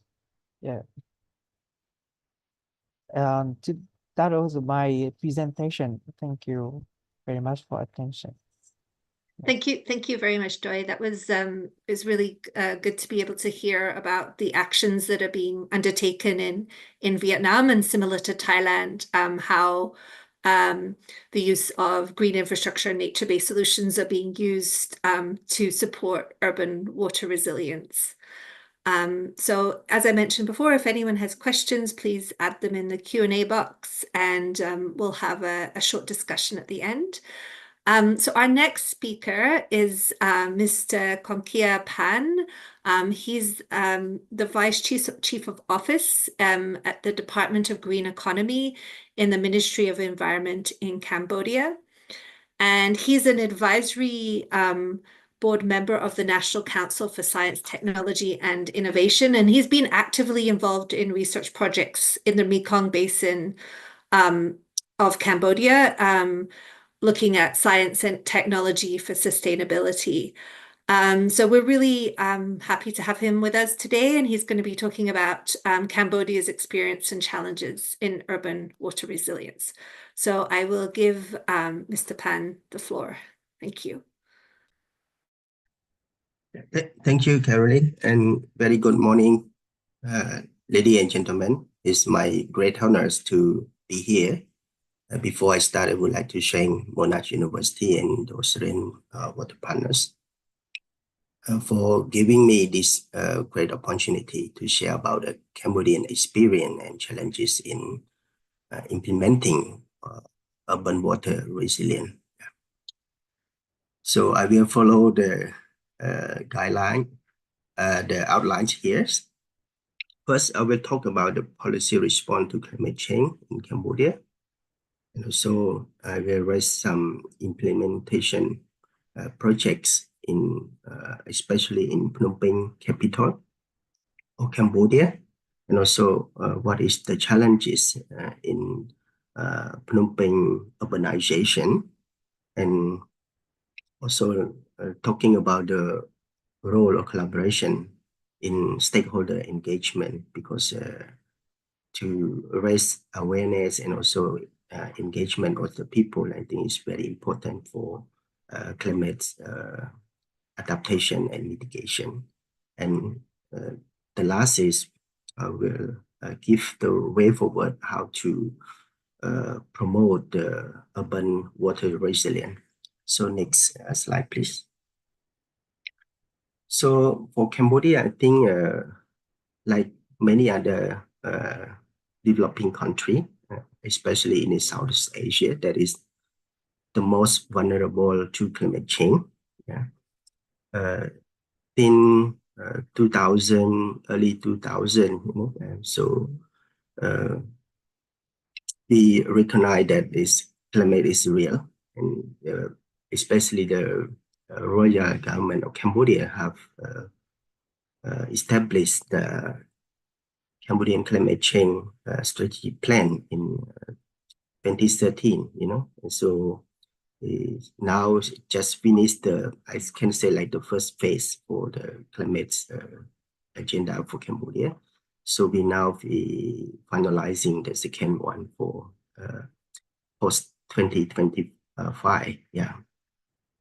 So with this policy, I mean, the TOPS policy, we have 8 objective. I think the first one is much relevant to waters, that promote the climate resilience through improving food, water, and energy. That is the basic need for all the people, I think. Yeah. So among that, we also have the established the National Adaptation Plan, but the National Adaptation Plan is carried out by different line ministry. So when we identify the royal government, our royal government of Cambodia identify which ministry responsible for what sector. So 15 ministry involved in developing the National Adaptation Plan. So also looking for the financing gap between how we can implement the adaptation within the sector.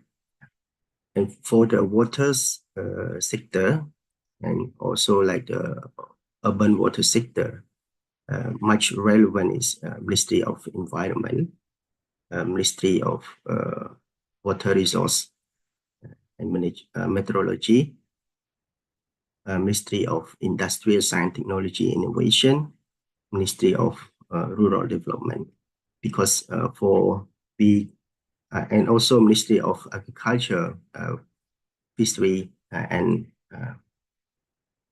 Forestry. Yeah. So those that are much relevant for the to cope with the climate change and adapt with the climate change. Yeah.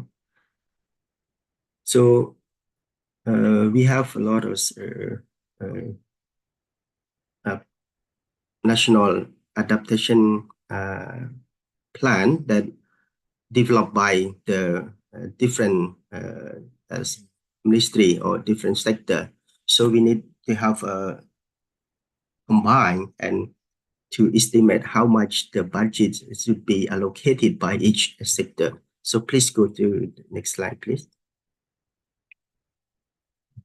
Yes, so in this, that by 2016, so by 2016, we have developed for that. And by 2017, that we have estimated budget to implement the national adaptation for the climate change in Cambodia. So go to next slide, please.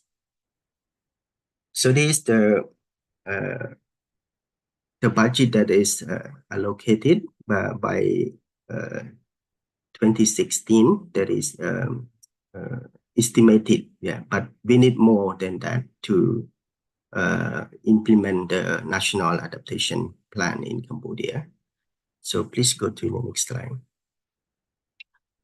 So now I can show you about the example for like the Phnom Penh capital urbanization, like mostly that Phnom Penh actually is developed very rapidly. So we have a lot of challenge as well, especially with the, we have old infrastructure and also like a lot of rainfall and thing. So it gets flooded sometime, with the heavy rain and also like the heavy flood from the Mekong, especially Phnom Penh is located in along the Mekong River. That is the four river, we call four river in Cambodia. Yeah, Mekong, the upper stream, the lower stream, Basak and Tonle Sap, they connect to the great Tonle Sap Great Lake. Yeah, that is the big gas lake in Southeast Asia. So it's a lot of water come to Phnom Penh capital. So as you can see in this slide, is a lot of intervention from the capital governors, so to intervene during the flooding. So for that, because the national adaptation is mainstream to the sub-national, not only for the sector, but also in sub-national level. For example, in Phnom Penh capital, there is responsible by the Phnom Penh Capital Administration. that have to implement the adaptation plan for their authority. Yeah. So please go to the next slide. So this the sewage treatment plan this is really the first public treatment plan in Phnom Penh. It just launched early this year. Yeah, and it can have a few more water pump station over there, to release the flooded waters. So this plan can treat wastewater and also can release pumps to release the flood from Phnom Penh city in the south. But also we have the natural wetland in the north that have a similar function. That is now I think the plan is under construction. We have another one to mitigate the flooding in the north. So please move to the next slide, please. So even though we have implemented on adaptation, but we think that is still a lot of challenges. For example, like the water shortage in the drought season, like prolonged drought, especially in 2022 or 2023, we still face a lot of water shortage in the capital, especially in the Peru urban area, because it's very rapid expanding, and the connection of water supply is not sufficient. So people experience on that. Yeah. So with that, the government also invests and with the support from the developing partners, we have built a new water supply in the north part. So move to the next slide, please. I'm sorry, Yeah. Mr. Pan, would you mind wrapping up in the next next minute, so we can move to the next speaker? Thanks. Yeah. I think it's almost the last. Yeah. So this the new plan for the water supply in Phnom Penh. So please move to the next, please. So I can summarize this, the challenge what we have for the old infrastructure that we have. So we have to upgrade rapid urbanization, that we need to plan very well on that. And we have to consider about the how to build the infrastructure to cope with the climate change for the rainfall or frequency or frequent rainfall. And also we need a lot of budget to implement adaptation projects, and we need research and public awareness for that, and also need to promote the stakeholder engagement. So the last slide, I think. So we still have to, as I mentioned, that we mainstream the climate policy to the grassroots community, but I think we need more awareness program to promote on that. So only the local authority, but the ordinary people also have to understand, the publics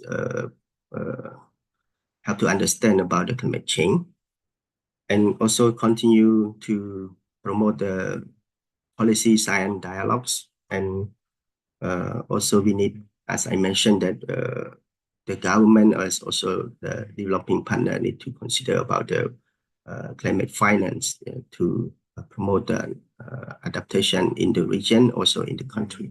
So that's all for my presentation. Thank you. Thank you so much, Mr. Pan. Yeah, it was really good to be able to have a better understanding of some of the policies that Cambodia is putting in place, and what actions are being taken along with the challenges and some of the future plans. So again, if there's any questions, please just put them in the Q&A box. So we'll move to our final speaker, who is also joining us from Baku. So we have Mr. Vanton Ponasan. He's the Deputy Director of the Adaptation Division in the Department of Climate Change in the Ministry of Natural Resources and Environment in Lao PDR. He started working at Water Resources and Environmental Agency a few years ago. And he previously was the Deputy Director of Information and Awareness Division in the Department of Climate Change. And he's responsible for assessing vulnerability and building resilience to adapt to climate change. So today he's going to be speaking about building resilience of urban populations with ecosystem-based solutions in Laos. So I'll give the floor to Mr. Vanton. Thank you. Katalin, can you hear me? Can you hear? Yes, we can hear you well. We can hear you really well. Thank you. Thank you so much. Good morning. Today, I would like to say of our project related to the climate resilience, adaptation-based, ecosystem-based adaptation in Laos. So next slide, please. The outline of the key outline of the presentation. The first one is the key to the address to the water resilience in Laos. The second one is the example, the project or intervention in the Gulf. The third one is the role of the collaboration with the government, community, international organization. The last one is the key lessons. Next slide, please.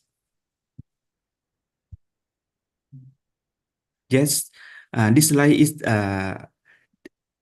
our initiative policies to address with the water resilience in the urban. The first one is like a policy initiative and project aim to enhance the urban water resilience by the address to the climate change, such as a flood or some city we have to drought as well, especially in the central part. It's Paksan cities we have the flood and drought as well. Yes, the another policies.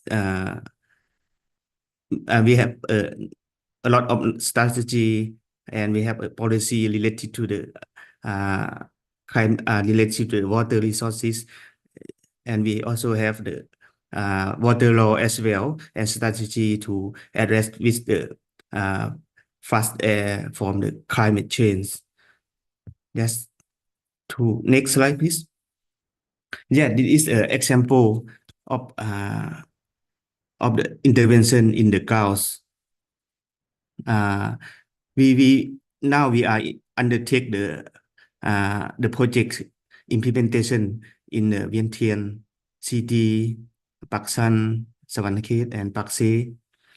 This area is surfaced by flood. Yes, and we for the intervention is we can restore the 1,500 hectare of wetland and urban stream. The wetland in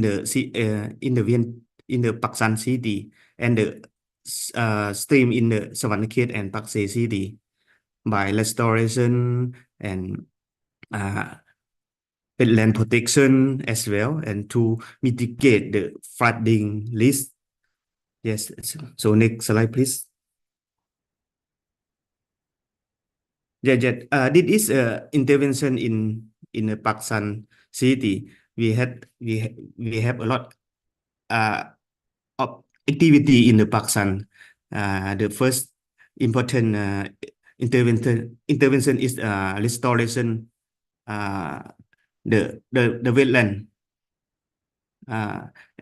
This activity is like a solid waste, or like remove the species from the wetland. Yes. Next, please. This is a role of collaboration with the local government and community and the international organizations. For the local government is local government play the crucial role in the policy making or urban planning and enforcement. They can implement a regulation and incentive that promote sustainable water management practice. More important is that it provide the essential support dissemination like awareness raising, something like that. And in the community is involved with the critical and long-term success water resilience projects. For example, is wetland maintain or green infrastructure and participate conservation activity like cleaning, environment protection, and separate the waste to reduce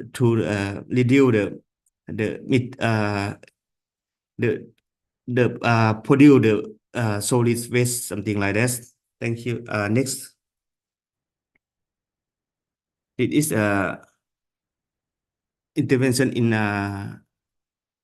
of organization. We also collaboration with the UNIF and Green Climate Fund World Bank to provide the financial support and technical expertise and global insights. They fund the large-scale project like ecosystem-based adaptation initiative in Laos, offer the guiding like advice for the develop the EBA guidelines. Additional, many organizations such as UN Habitat provide like a technical training, and MONAS and AIT also as well help us to develop the guideline or curriculum and so far and other issue. Yes. Next slide, please. This is activity we collaboration with the National University of Laos, Faculty of Forestry and Faculty of Engineering. The status of the wetland management plans. Now we are developing the we have done only one city and we have another city we have ongoing. Yes, in Nong Pung's wetland management, we also established the community wetland management committee. Yes, and Nong Pung we also have the wetland management plans and land use planning really important for the one of activity for the under the master plan or like a wetland management plans. We also like a land use planning. We have to identify the buffer zone. Yes, as well. So next, please. This is activity related to the awareness raising. Yes, we have a lot of activity like cleaning or when we have the event we have to organize. Yes. Next slide, please. Yes. The last slide is the key lesson learned, and the first one is in advanced planning through the participatory process and research. Identify the pavement material, and the restoration is measure or EBA's concept. The second one is engage with local community to benefits such as landowner. Yes. The third one, building a partnership with National University of Laos or other UN agencies or AIT, MONAS, etc. The fourth one is addressed to the adapt capacity issue to the learning by doing and hand training or community participating in restoration or wetlands protection. Yes. And the fifth one is the ensure the propose the activity to do not cause harm to the environment and indigenous people or vulnerable people, or as per the Green Climate Fund environment and like a safeguard. So we have to consider this. The last one is like a project proposal must include the quantitative and quantitative gender, or important if we have to consider the gender 50-50 to participate our activity when we are implementing or yes. Yes, this is some our lesson learned, or the overview of the project implementing in Laos. So thank you very much for your listening. Thank you, Mr. Vanton, and thank you also for joining us very early from Baku. I think in your presentation, as in many of the others, we heard about how the role of local community and local government is important. They need to ensure that even when you have policies, when you're going to implement, it's all about ensuring that context-specific actions are put in place, and partnerships and awareness and community engagement are key. So we have about 5 minutes for questions. There have been some in the chat, which I see are being answered, but I might take the opportunity because Kun Rosalind and Mr. Vanton are at COP. I might just ask you both, how is urban water resilience being reflected at COP29? Are you seeing anything that is highlighting the importance of securing urban water resilience? Maybe Rosalind, do you want to answer first? Yeah, thank you. Thank you for the question. In COP29 now in Baku. And I think for your question, I think we can likely expect urban resilience to continue as a key theme, especially in adaptation, finance, and role of city in global climate governance. And urban resilience is expected to be a major focus in discussion. But how to make cities more sustainable and better equipped to face the impact of climate change is very important. Yes, is it for me, I think. Thank you very much. So I might ask the same question to Mr. Vanton. So yeah, has there been any discussions or things that you have seen at COP29 so far that are highlighting the importance of urban water resilience? Yes, so far when I have been in Baku, but a lot of topic. Yes, we can observe some topic, but so far we have more detail for the like what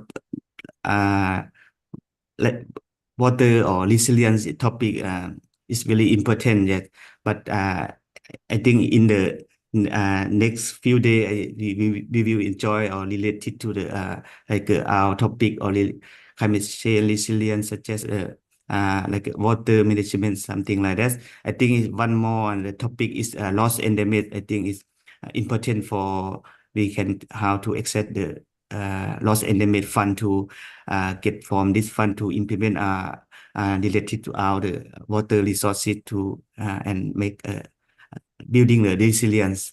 Yes, I think in the near future we will focus in this topic. Yes, thank you so much. Okay, thank you. And then a quick question for Dr. Doi.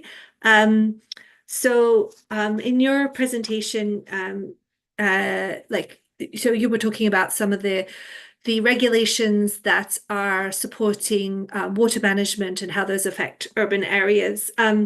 Can you just mention a little bit about, and I think you've answered this question a little bit, but how do you promote collaboration with upstream and downstream countries in the face of increasing climate impacts such as floods and droughts? Yeah, thank you for the question. As you know, Vietnam, the south of Vietnam located in the downstream area of the Mekong River. So there, the Mekong River Commission that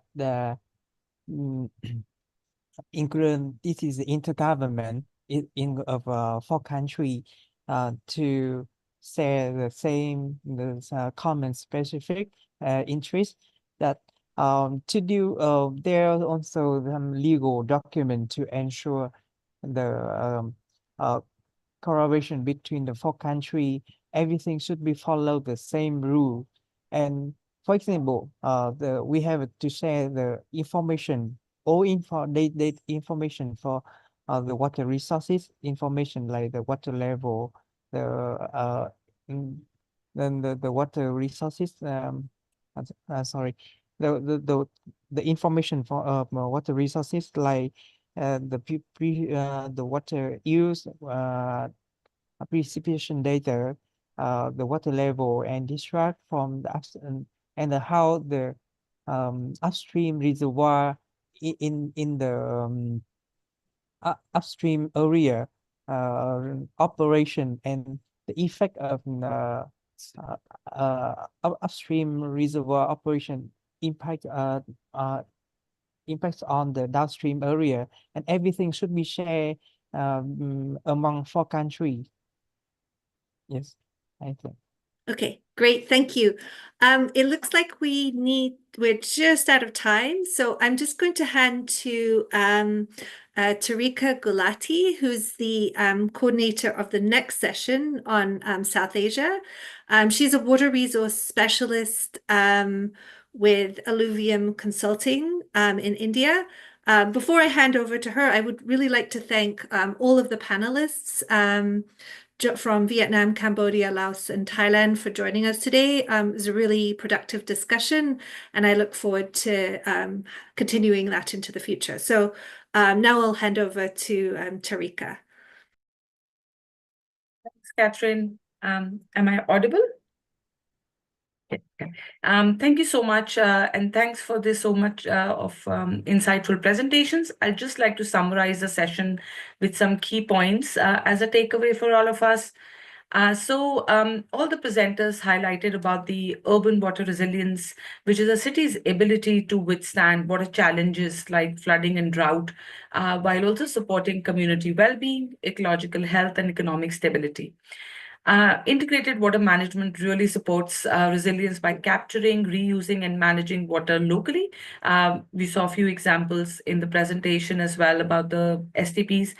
And the cities can reduce dependency on external water sources and mitigate risk from extreme weather events, which we are grappling with. It also means that we need to integrate water management across sectors such as energy, food, ecosystems, and transport. And one sector really affects another. So coordinated efforts are important, and will be able to create adaptable and sustainable cities that can withstand climate impacts. Achieving urban water resilience requires turning national policies into locally tailored actions that fit each city needs. So collaboration among local governments, communities, and ongoing support is really crucial for sustainable and impactful solutions. The presenters also highlighted, and with their presence in Baku, so knowledge sharing is something really important, that we look at global platforms such as this UN Climate Conference and other fora as well. This can really amplify achieving urban water resilience. Regional cooperation, scalable solutions, and international visibility attract resources and help drive progress. I think the presenters have really taken up time from early in the morning in Baku to present, and also are there sharing across knowledge, which we are really appreciative of. And yeah, so that's for this session. I hand over to AWE coordinator. I think we're now this session is going to end, and you can join our next session, which is on water communities and climate adaptation in South Asia, and the link is in the chat. So the session will now end, And if you want to join the next one, just go to that link. Thank you.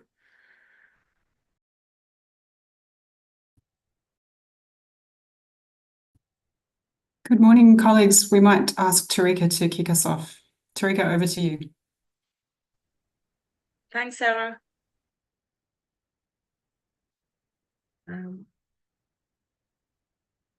Yeah, thank you all. Good morning and afternoon to all joining from different parts of the world. You have joined the session Water, Communities and Climate Adaptation, which is part of the series of presentation on the Indo-Pacific Water and Climate Day hosted by Australian Water Partnership, Alluvium and Monash University. For this session, I am Tarika Gulati. I will be your facilitator. I am working as a water resources specialist with Alluvium and currently based in India. I work on integrated water management projects, including monitoring and evaluation of projects and programs, along with facilitating capacity building programs and stakeholder engagement. For this session, we have presenters from Nepal, India, and Thailand, who will be presenting a range of learning across South Asia, from policy development to community-based approaches, providing valuable insights into urban resilience in the region. I welcome you all to this session, and we have some interesting presentations lined up in the last session of this Indo-Pacific Water and Climate Day. Can I please request the slides to be brought up?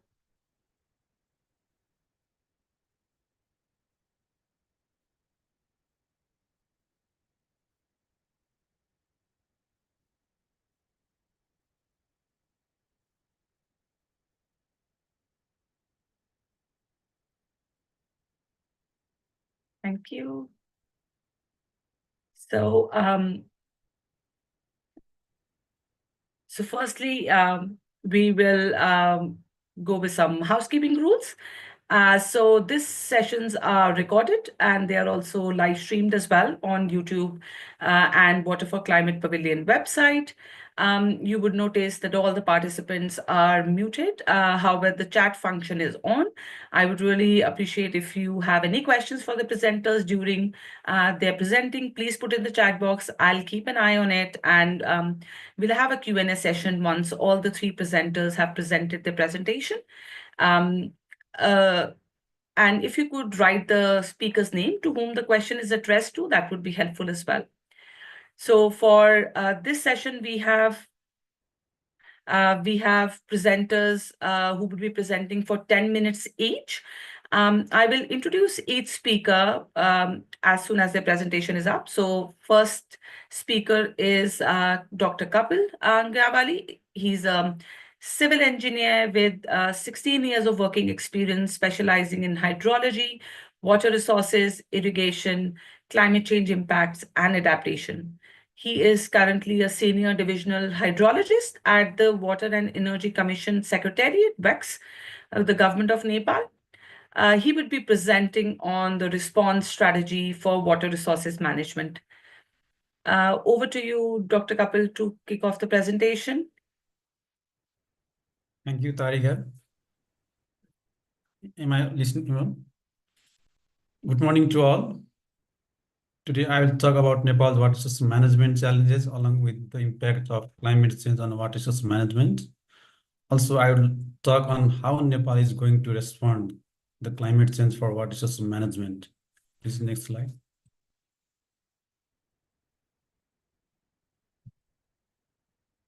You may know Nepal is endowed with water resources, but with skewed temporal and spatial distribution.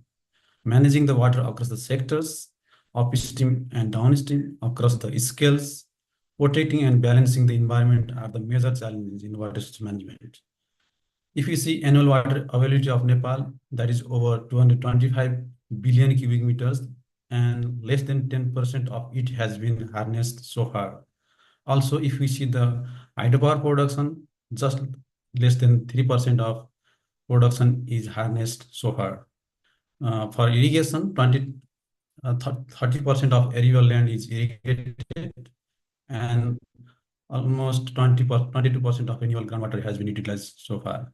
So also crop productivity is low. Federal structure and integrated approach of management are the governance challenges in water resource management of the Nepal. Please, next slide. Although Nepal emits less than 0.06% of the global total greenhouse gas emission, annual maximum temperature is increasing by 0.05 degrees centigrade per year. Recent studies are showing that the Himalaya is going to be hotter by at least 0.3 to 0.7 degrees centigrade than the atmospheric temperature. It means if the temperature limit is maintained at 1.5 degrees centigrade as per the Paris Agreement, Himalayan temperature will reach 1.8 to 2.2 degrees centigrade. If so, about 36% of glaciers will be melted by the end of this century. About 2/3 of glacier mass has already been lost from the Himalaya. So overall water availability will increase for a few years, but will decrease by the end of 21st century. Water scarcity has already been noticed in snow-fed rivers. Particularly in the hydropower generation has already been affected. Furthermore, water sources are drying up, settlements are displaced due to the water scarcity. So climate change is a reality in Nepal, and warming is higher in mountain and Himalayan regions, which has increased weather extremes, and monsoon is becoming unpredictable. Please, next slide. In the recent years, impact of climate change in water resources have been realized at all levels, that is in the political, decision and policy making levels. Climate vulnerable communities have experienced it in the last decade. Loss of human lives, property and natural resources have increased each year due to climate and water-induced disasters. If we see the trend of climate hazards in Nepal, there is significant increasing trend in climate hazards, especially after 90s. Major climatic hazards are flood and landslide. The number of reported climate hazards have increased from 1971 to till now. Please, next slide. In the last 50 years, Nepal has suffered from more than 3,400 flood events and more than 3,700 landslide events. When flood event increases, landslide event also increases, and vice versa. But in Nepal, both the events show in increasing trend. Please, next slide. If we see the impact of climate change, we have suffered from frequent flooding, landslide, and drought across the country. One of the recent major flood event was Kagyani Mustang, which lies in Himalayan region, which happened on 30th August 2023. Major impact of that flooding were it washed away about 29 houses and displaced more than 150 people. Economic loss was around USD 7.4 million. Please, next slide. In July 2024, Western Nepal recorded its highest rainfall ever, 624 mm in 24 hours. Previous highest record was around 560 mm. In last September 29, 2024, rain breaks 54-year-old record in Kathmandu Valley. That is 24 hours, whereas the highest record was so far 177 millimeter, which was recorded in 2002. At that event, more than 215 people, including 35 children, have been killed after heavy rains, triggered flash floods, and landslide across the country. Please, next slide. Nepal also faces a growing hazard from glacier lake outburst flood globes. There are over 25,000 glacial lakes in the Hindu Kush Himalayan region, of which 47 are considered as potentially dangerous lakes.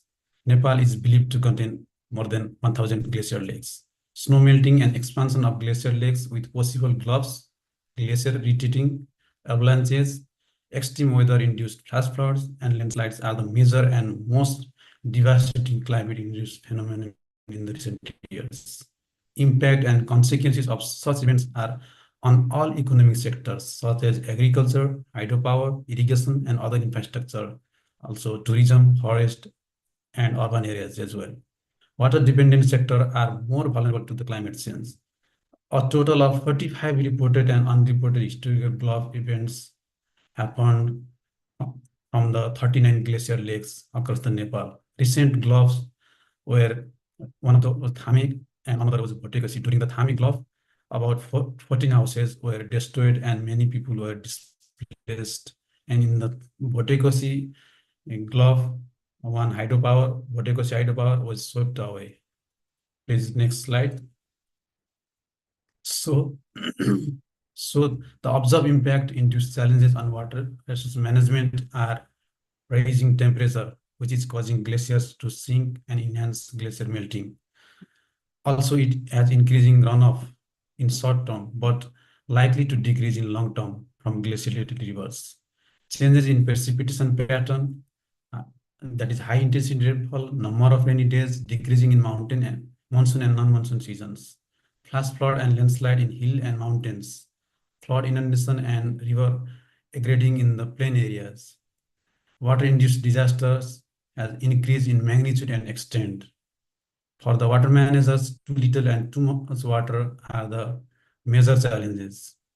Also, river flow with high seasonal variations in the measures that is the major challenge to manage water supply for drinking, irrigation, energy production, and also conserving biodiversity and ecosystem. Please, next slide. You may know Nepal adopted integrated water resource management approach since 2002 through the Water Resource Strategy, National Water Plan 2005, and National Water Resource Policy 2020, but their implementation is notably weak, particularly due to the lack of financial resources.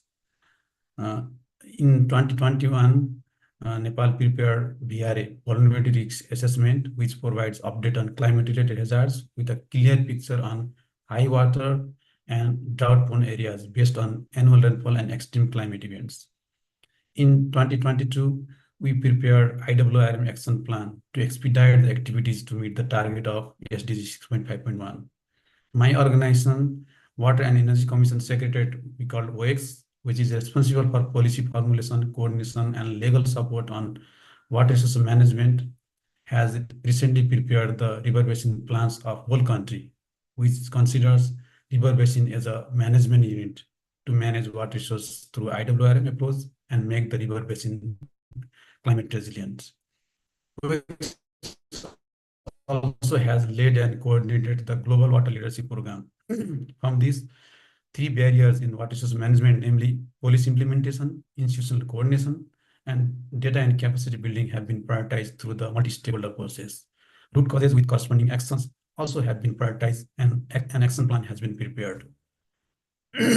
Our response strategy has recently been prepared with the vision of achieving economical and ecological prosperity through the sustainable management and utilization of water, and to promote the development of climate resilient and inclusive water resource policies and plans, and address climate risk opportunities through the climate policies. The strategy is sufficiently linked with the ongoing processes, national priorities, and commitments on water sector, and also promotes the water resource management based on integrated water resource management approach. The whole process ensures the multi-stakeholder consultations. So in nutshell, we can say that effective implementation of this strategy is expected to make the water resource management inclusive, gender responsive, and climate resilient. Total estimated cost of this strategy for implementation is estimated around USD 52.8 million. To achieve the goal of that strategy, Nepal anticipates financial, technological, and capacity building support from the global community. Please, next slide. Finally, key takeaways of my presentation includes mountainous countries are the water towers, which are being more affected by the climate change, though their contribution is negligible. So I would urge developing countries to further understand the specific needs and circumstances of the mountainous, least developed countries like Nepal, and provide additional funding and technical assistance to our initiatives in water resource management and sustainable utilization. It's the right time that countries should focus on building climate smart water policies and water inclusive climate policies. And my final keyword is regional collaboration, which is crucial in building climate resilient world. So Let's make the climate resilient world together. Next slide, please. Thank you very much. Thank you, Dr. Kapil, for sharing Nepal's response and policy development on IWRM. Our next speaker, Mr. Sridat Kamath, is currently serving as the State Project Officer on Disaster Risk Management at UNDP India. He has a master's in disaster management and a special interest in disaster governance, policy, and institutional strengthening. Through the UNDP program, he's helping build urban resilience to natural disasters in flood and heat wave vulnerable cities in the state of Maharashtra and building state-level capacities for effective disaster risk reduction. He will be presenting on mitigating water-related hazards, a case study of Maharashtra. Over to you, Sridhar. You're mute. Yeah. Thank you, everyone. Thank you, Tarika, and a very good morning to all of you. We can just start the presentation. A little brief about the UNDP and its presence in India before we go on to the main presentation. So, as I said, we are present in almost all the states in India and working across a plethora of sectors towards the Sustainable Development Goals. Next slide, please. In this endeavor, we are partnering with almost all the relevant ministries, with the states as well as the central government. Next slide. Very happy to reiterate that we have been a partner for India's G20 presidency, and we are formally engaged in 5 working groups, including disaster risk reduction. Next slide. A snapshot of the recent UNDP engagements with regard to the disaster risk reduction across India, one of which is, of course, in Maharashtra. Next slide. Coming down to the brass tacks now, I'll be talking about urban flood mitigation in these 3 cities where we are working, namely Nagpur, Nashik, and Chhatrapati Sambhajinagar. All of these 3 cities are upcoming cities in the state of Maharashtra, highly populated, industrialized, and urbanized. And all 3 are heavily affected by urban floods. You can go on to the next slide, please. A little bit about the risk profile of all these 3 cities before I move on. Nashik, of course, is a world-famous city with a population of 2 million. It is located on the banks of one of the major rivers in India, that is the Godavari. It is prone to urban flooding, as you can see on the slide. It has been hit by urban floods of a major nature in 2008, 16, 19, and 22. And these are major events. There are small events that happen across the city almost every year. It plays host to the very famous Kumbh Mela, which is the largest religious gathering across the world, which invites around more than 20 to 30 million pilgrims, which is almost 5 times the city's population once every 4 years. Nagpur, of course, is the second capital of Maharashtra with a population of 2.5 million. It is the Nag River runs across the city. The name of the city, Nagpur, is derived from the Nag River, and which is also prone to urban flooding. Chhatrapati Sambhajinagar is a bit of an anomaly. It falls within the rain shadow region of the state. However, the Kham River, which runs through the city, which is a seasonal river, often causes urban flooding. So I'll be talking about that as well. We can move on to the next slide, please. Well, the overall objective of the study was to conduct hydrodynamic modeling of the 3 rivers, which I just mentioned, using various predictive modeling technologies, including HECRAS and 2D modeling software. Doing this, we were to develop flood hazard maps, demarcating low-lying areas, and develop and identify the actual pinpoint infrastructure at risk and assess social, environmental, and economic vulnerabilities. The next objective was to based on this, develop contextual flood risk mitigation strategies, identify key priorities where we could make meaningful interventions in terms of mitigation. And finally, develop a broad investment plan for prioritized interventions and conduct detailed capacity assessment. Next slide, please. A little bit on the methodology. The overall methodology constituted of us reassessing the red and blue lines for the high flood level as were demarcated by the state government, which are the lines for indicating the 25 and 100-year return flood periods.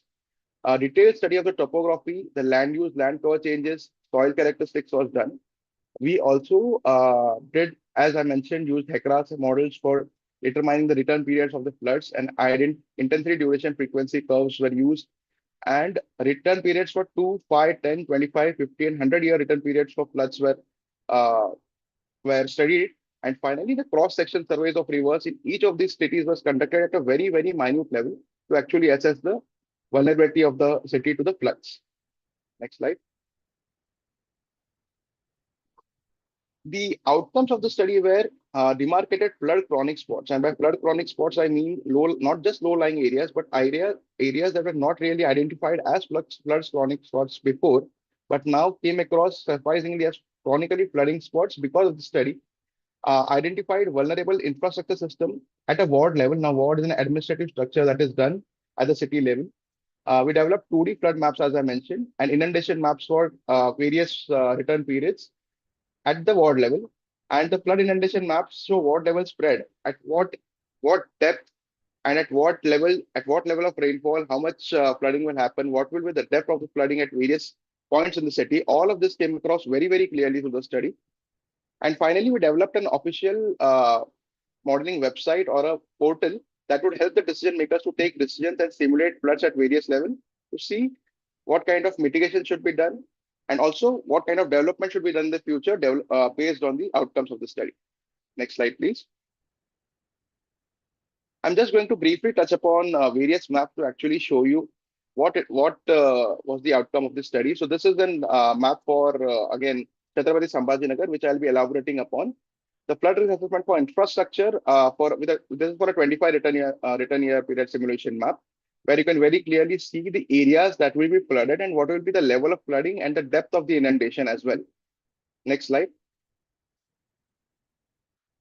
Now, this is a very clear, we used the survey data to actually see what is really causing the flooding. And you can very clearly see here, which the outlined in red, the B and C sections, the river width has gone down massively over a period of the last few years, wherein structures have sprung up around the length and the breadth of the river, narrowing it down and thereby reducing the carrying capacity massively, which is resulting in urban flooding, even though this is a rain shadow region, as I mentioned. Next slide. We came out with structural as well as non-structural mitigation measures for the study, which included construction of retaining walls, modification of the calm river at certain locations, creation of detention basins or percolation tanks in the upstream of the Harshul Lake, and also some non-structural measures such as demarcation of flood buffers, creation of an early flood warning system, and all of this. I'll be talking about all of this in detail as we go on. Next slide, please. Now, this was about the modification of the calm river bed at certain sections, when very clearly, as I mentioned, there is a lake called the Harshul Lake, which is at the upstream. And the study very clearly told us that the river bed will have to be modified at pinpointed locations in order to ensure that the habitations do not get flooded and the rainwater gets inundated at some place without habitation so that the people are not affected. Next slide. Now, this map very clearly shows the pinpointed locations wherein the water can be gathered in case of an overflow from the Harshul Lake. As can be seen from the slide, the Harshul Lake has a huge, massive carrying capacity of 120 cusecs as compared to the carrying capacity of the river, which is just 70 cumecs. So when the overflow begins from the Harshul Lake after rainfall, the study tells us exact areas where structures can be created for that water to accumulate so that the habitations across the city with vulnerable people are not flooded and people are then safe. Next slide. Coming down to the development of a web application, we actually have an open source web application which we have prepared along with LEVM itself with various features which allow for the decision makers of the city to have various characteristics to simulate floods at various levels of rainfall so that they can actually find out which areas of the city will be flooded at what levels of rainfall to ensure that the response is very effective. At the same time, the web application in the future will also allow the decision makers to ensure that development that is carried out in the future is sustainable and safe and not in the zones that are actually vulnerable to flooding. Next slide, please. This is another snapshot of the web application, which very clearly shows us what kind of characteristics and utility the web application has for the decision makers. They can use various characteristics to simulate floods and overlay it with various layers of infrastructure, government buildings, all kind of public utilities to see what kind of inundation will happen and affect what kind of utilities so that measures can be taken to counteract that. Next slide. Now, this is a brief snapshot of some other cities. This is the flood vulnerability maps that we have come out for Nashik, which shows the slums or the highly vulnerable population of Nashik that will be affected at what level of inundation, at what level of rainfall. Next slide, please. Coming down to the actual. I'm sorry, I'll just take 1 minute. I'll just take 1 minute. Yeah. These were the Yes, actual definitely. outcome and concrete recommendations for all 3 cities. Now, the outcome of the study was to come down with very pinpointed recommendation for the 3 cities, which are on the slides, as you can see, which gave the decision makers and the administration of all the cities to take measures. Next slide. Very, very happy to tell you that based on this effort from the UNDP along with its partners, we have actually managed to initiate this by drawing funds from the 15th Finance Commission of the central government, because any study laying in a dusty corner of the office does not make sense. We have actually managed to create very detailed DPRs and submit to the government, and funds have been released for taking up these mitigation measures. Next slide. This is for Chhatrapati Sambhajinagar, a snapshot of the government resolution. And this is again for Nagpur, where more than 500 crores rupees have been released to take up all these mitigation measures, just to ensure that we do this to make cities safer, and in the future ensure that all development is actually sustainable in the real sense of the term. Thank you so much. Thanks, Sridat, for the great work that has been happening in Maharashtra and sharing the learnings and the work with us.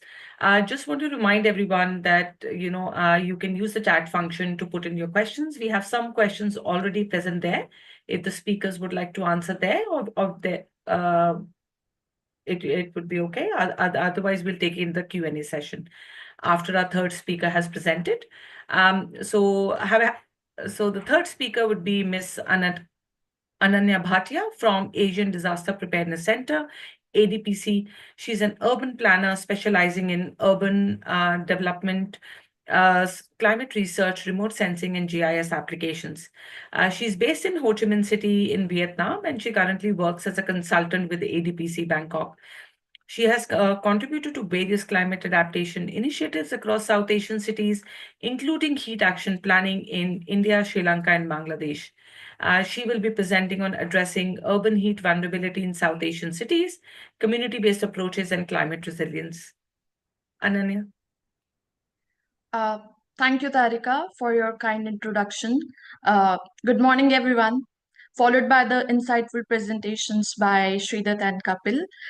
In this session, I'll be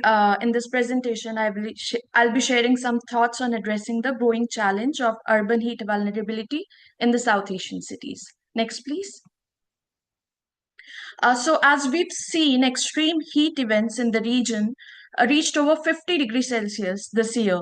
And the problem is going to intensify as the urbanization continues to increase. 75% children in South Asia as compared to 33% children globally. They are facing extreme heat. And women's heat vulnerability is increased by physiological factors, limited access to resources, and their increased caregiver duties, especially in the South Asian subcontinent. The critical impacts are seen on health, productivity, livelihood, vulnerable groups, water, electricity, among others. Next, please.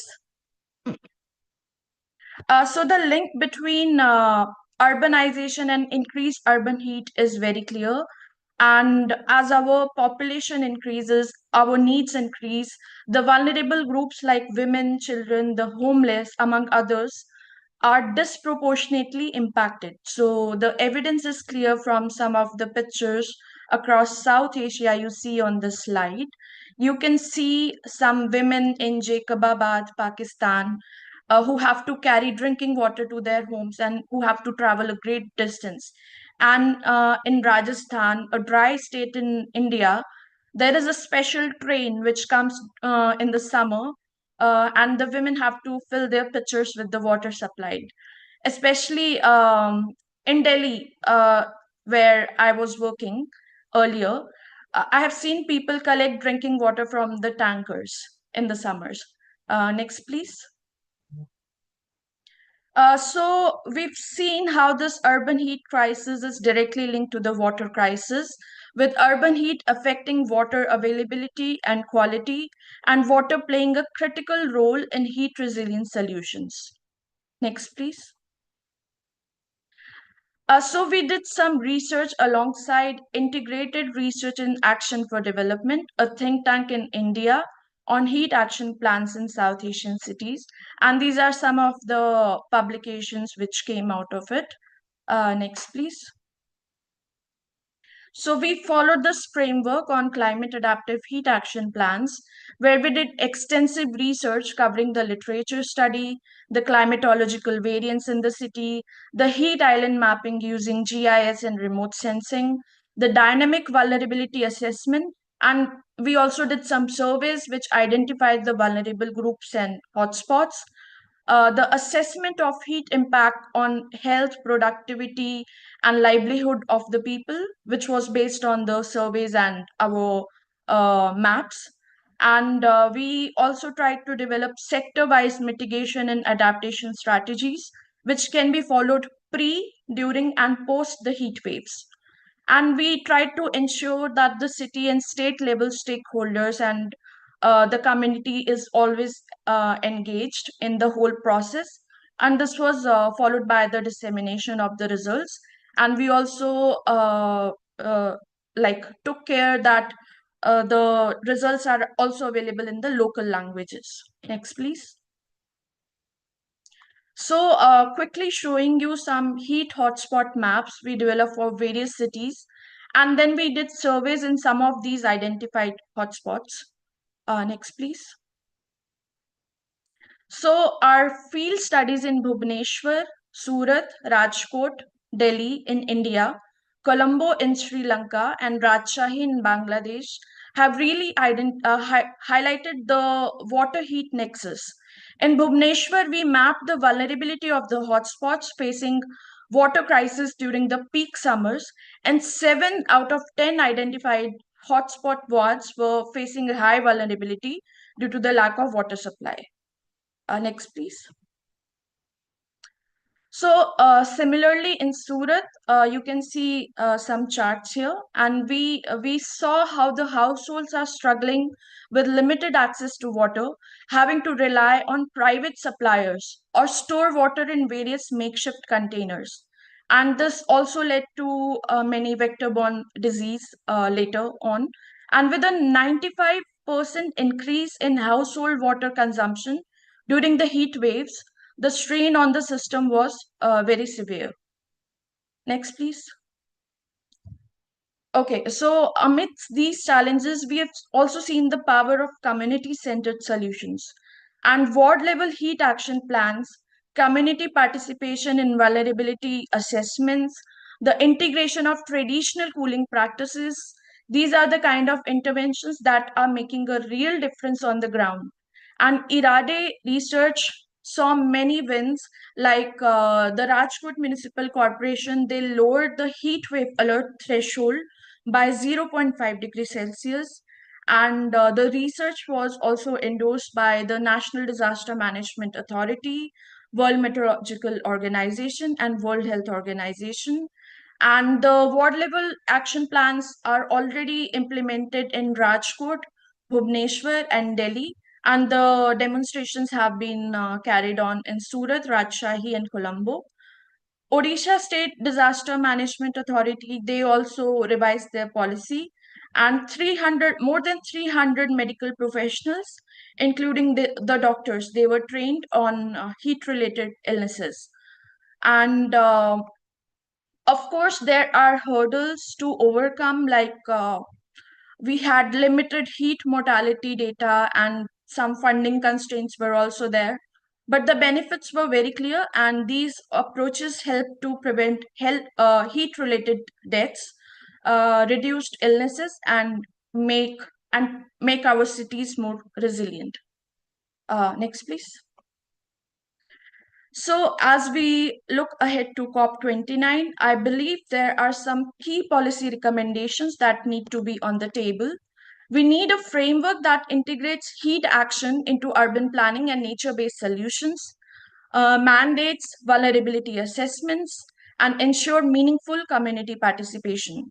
And the financial mechanisms to support this, dedicated heat resilience funds, public-private partnerships, community level microfinancing, these will be very crucial in the coming times. And ultimately, the relevance to the COP29 agenda should be very clear to all of us. We need to see urban heat as a central focus in the NDCs of the countries, with city level actions targets and cross border knowledge sharing. And the financing solutions, loss and damage considerations, support for community led adaptation strategies, these will be essential for building a heat resilient, sustainable, and equitable future. Next, please. So in closing, the key takeaways are very clear. The community-centered approaches, they always work. Technology integration is very important, and the regional collaboration. These all are essential for building our resilient communities. And as we move forward, scaling successful interventions, strengthening the partnerships, and enhancing monitoring systems, it will be critical next steps. Next, please. So we have two future scenarios, one which focuses on the GDP and one which focuses on the SDGs. And we have to decide what we want. Thank you.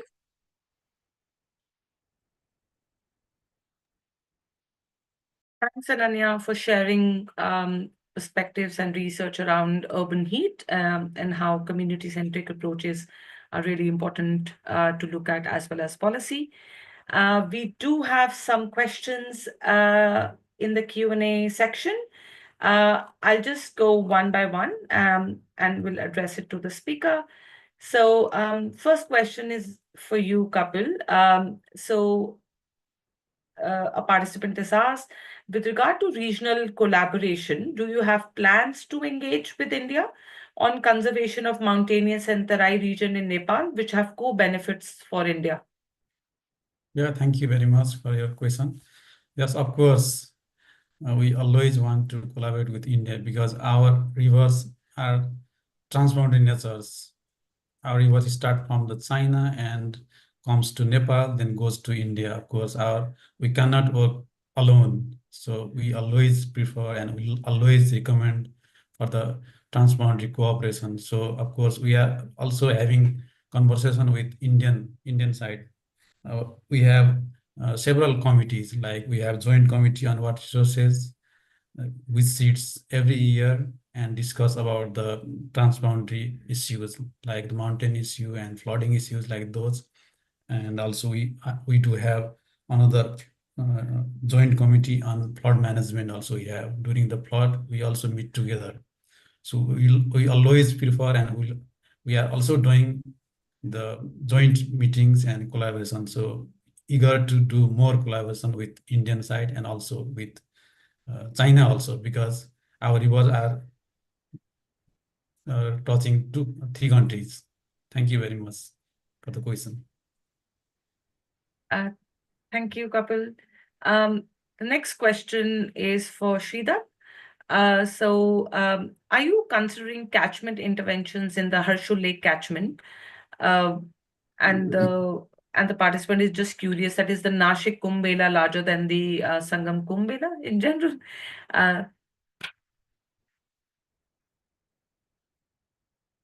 You're muted, Sridhar. Yeah, I'll answer the second part first, maybe because that's a shorter answer. No, it's not. The Nashik Kumbh Mela is a relatively smaller one in terms of, because it's the Kumbh, and the one at Prayagraj is the biggest Kumbh, which is the Mahakumbh. But both of them relatively attract more than around 20 to 30 million pilgrims. So that is, so in terms of the holding capacity, it's a very, very big event across the world if you consider it. Now coming back, can you just repeat about the Harshul Lake? What was the question? So the question was, are you considering catchment interventions in the Harshul Lake catchment? No, we have actually, if you go back to the slide, you can see that we have described about the carrying capacity of both the Harshul Lake and the Kham River. So any spill-off that will happen from the Harshul Lake, we have identified spots along the Kham River which will serve as repositories of this water. along areas that are uninhabited so that the habitations do not get inundated. This is a very pinpointed intervention that we have proposed. Yeah. Thank you. And there's another question regarding engaging local communities and other stakeholders for you, Kapil, in Nepal. How does VEX ensure that local perspectives are effectively included in water governance and policy development? Thank you for the question. My presentation's focus was on the stakeholder consultation, because we prepared the response strategy based on extensive stakeholder consultation from the beginning to the end of the beginning to the end, because we initially identified the stakeholders from the variety of sectors, like not only in the water sector but also from the agriculture and forestry, as well as the local communities. We identified about more than 50 stakeholders from the variety of institutions and committees, and they sit together and identified what would be the barriers in the water resource management. And they meet every month for 2 years. And initially they identify the barrier, then next step they identified what would be the root cause of those barriers. Then they identified the action plans to cope the issues, and the action plan was prepared by themselves. And finally they prepared the response strategy with financial plan. So we just facilitate from the WEX, but they themselves prepared. So we involve all the local communities, like we invited municipality representatives, provincial representatives, and also from the bank and NGO, many more. So we always prefer to engage stakeholders. So that document was also prepared from the stakeholder engagement. It was from the stakeholders, so it was just owned by us. Thank you, Tarika, for the question. Thank you so much. That's really interesting of how the co-design of that whole process worked out. Also, I would like what would be the implementation strategy like this? We also have proposed implementation strategy of that response strategy. We would form National Water Resource Coordination Committee, which will guide how to go ahead, because the strategy was prepared from the stakeholders, so they already own that strategy. They will include their activities within their fiscal budgets, and already it has already been implemented. It started already, so it has already owned and already is ongoing to implementation. So it's like an example for preparing other documents as well. Thank you very much. Definitely. Yeah, thank you so much. We do have some time, and I was curious when I was listening and deliberating on the presentations, if I could ask Sridhar and Ananya one question each. So Sridhar, with the development of the web-based application that you showed as an outcome, it has huge impacts on the stakeholders that are present in the flood-prone areas. Is there any planning or thought around sharing the findings with the relevant stakeholders, because some will have a bigger impact than the others as part of this project? So thank you for that question, Tarika, because time was short. I could not really dwell much upon the presentation also. But just to add a couple of things which I think will make the picture a bit clearer. We are not just doing the flood modeling study in isolation. We are also at the same time carrying out a very, very detailed hazard risk vulnerability assessment for all of these three cities, which will give us much more layers regarding economic, financial, social, as well as economic vulnerability, as well as environmental vulnerability at the ground level. And all these layers, when superimposed upon the portal, which will give a much clearer picture to the decision makers with regard to what kind of people at what levels of the disaster will be affected to what degree. So that makes the picture much more clearer. Secondly, in the future, we also plan to open up this portal to the public themselves. All those people at the ground who will be hit by floods will have open access to the portal sometime in the future. wherein they can themselves decide about the decisions that they take with regard to the disaster. For example, if I'm considering buying a house, I'll actually look at the plot myself, the plot that I'm considering to buy, to see what kind of flooding this particular spot is vulnerable to ensure that I take the right decision in the future with regard to housing and all other decisions as well. So this is a very open portal that we are actually planning to give to all the relevant stakeholders and eventually to the general public as well. And I assume the state government and the city governments are on board with sharing this information? Eventually, yes. As of now, it's still in the testing phases, as I told. But once the decision makers are through with it, then yes, in the long run, yes, this plasma is on board. Okay, great. I think to make an informed decision, these kind of intervention, these kind of project work has to reach to the relevant stakeholders. So thank you so much. Just last question, if there's none in the chat or in the Q&A one, to you, Ananya. So how are community-centric approaches tied at the policy level? So you talked a lot about the research on urban heat and how the impact and what the nexus of water and urban heat and the community approaches really work. But how do we tie the ground approaches and innovations, and how are they supported or linked to any policy development? Because eventually, if we have to take them further, we need to have a concrete way forward for that. So just your reflection on that in the South Asian cities. So thank you for the question, Tarika. So as you mentioned, the community-centric approaches, they are often tied to policy development. We try to engage the participatory methods and collaborative governance during my research with IRADE. And these methods ensure that the local communities are actively involved in the decision-making processes, which helps to create the policies that are more relevant and effective and can be implemented on the ground and not just our reports. So the policies should include specific provisions to support the grassroots innovations. And we also need funding for the local projects, especially capacity building initiatives and the frameworks that encourage community-led solutions. So IRADE successfully implemented ward-level heat action plans in the cities. And this was not just a top-down approach. It was built on real community insights and experiences. And we also saw the community policy connection through various funding channels.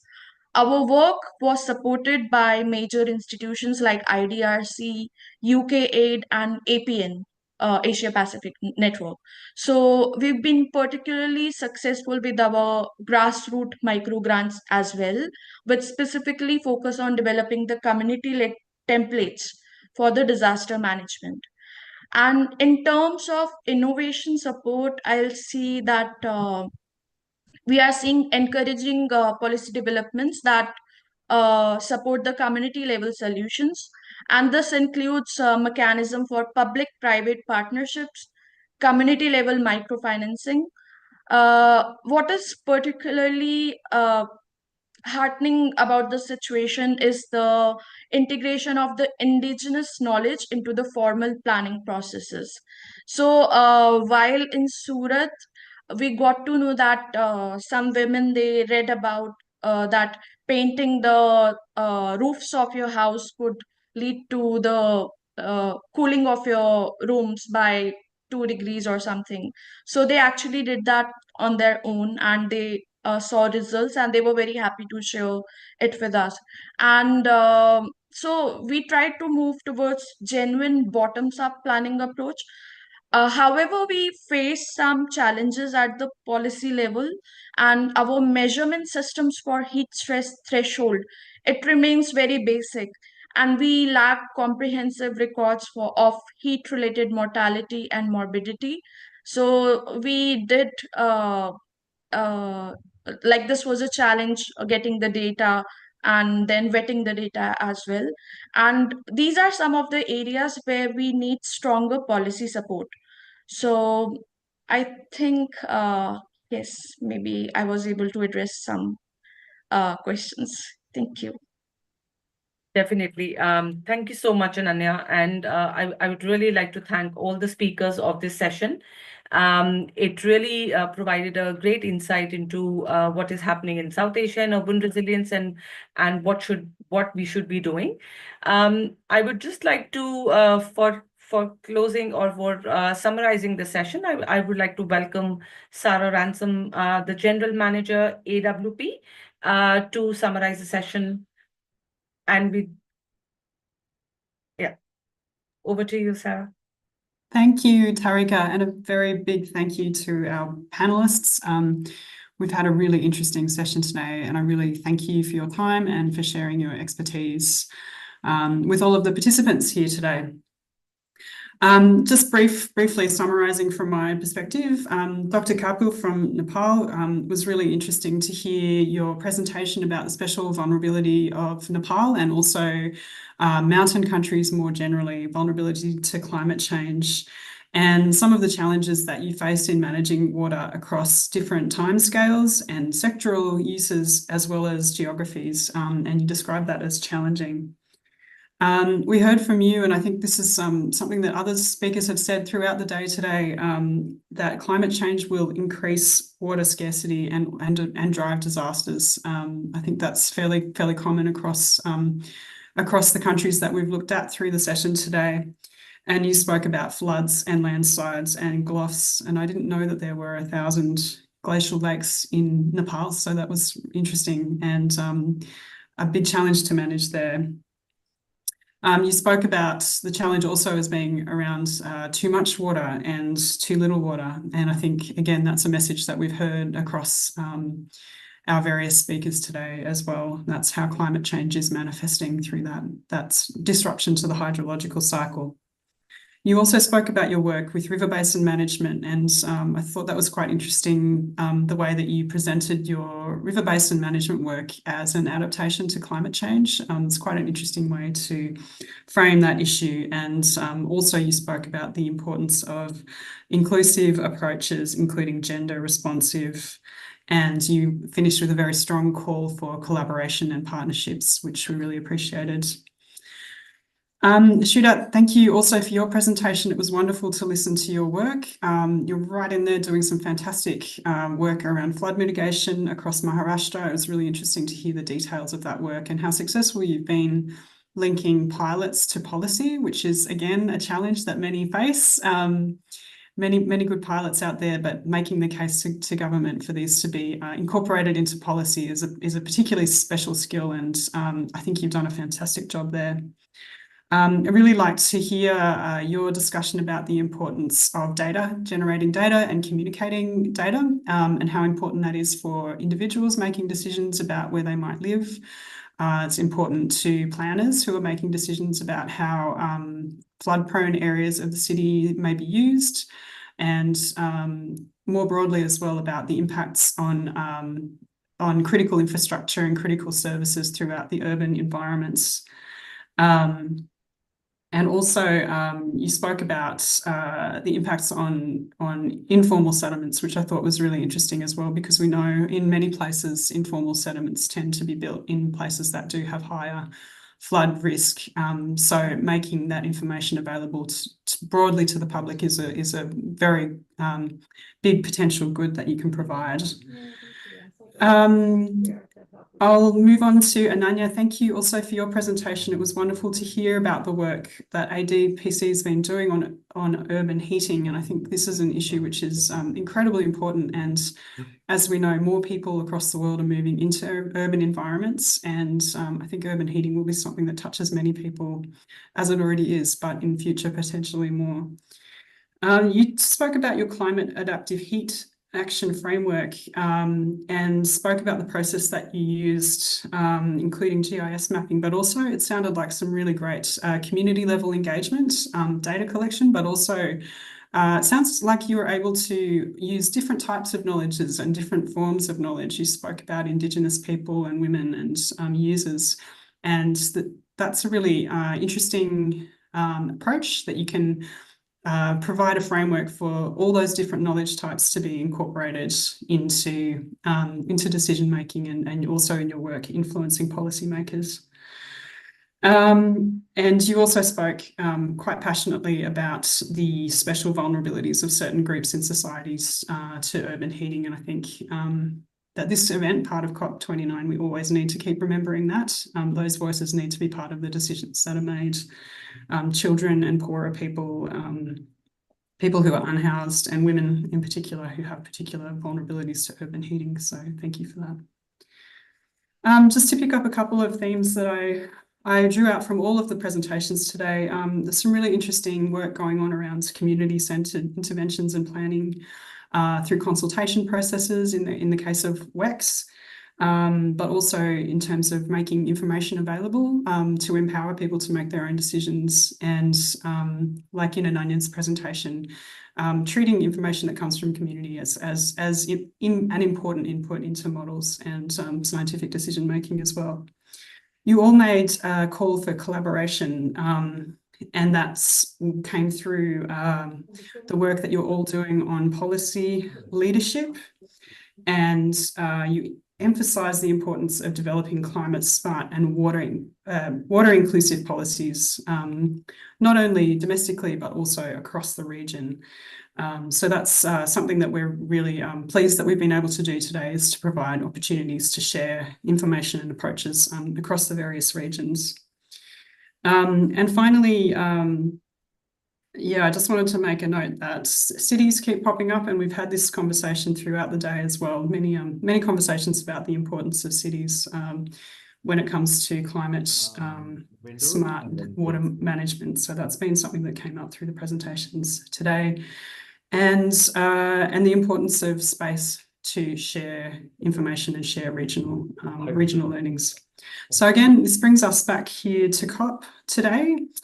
I'll thank the panelists again. It's really been wonderful, and look forward to working with you all in future. We were going to close the session now and move across to our live cross.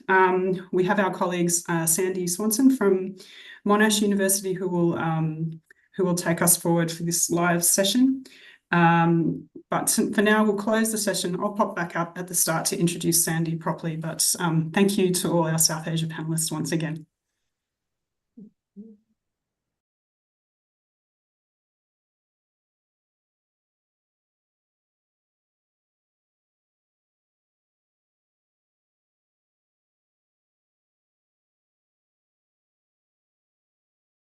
I'm on mute. We might just give it a couple of minutes to start at 3 o'clock our time precisely.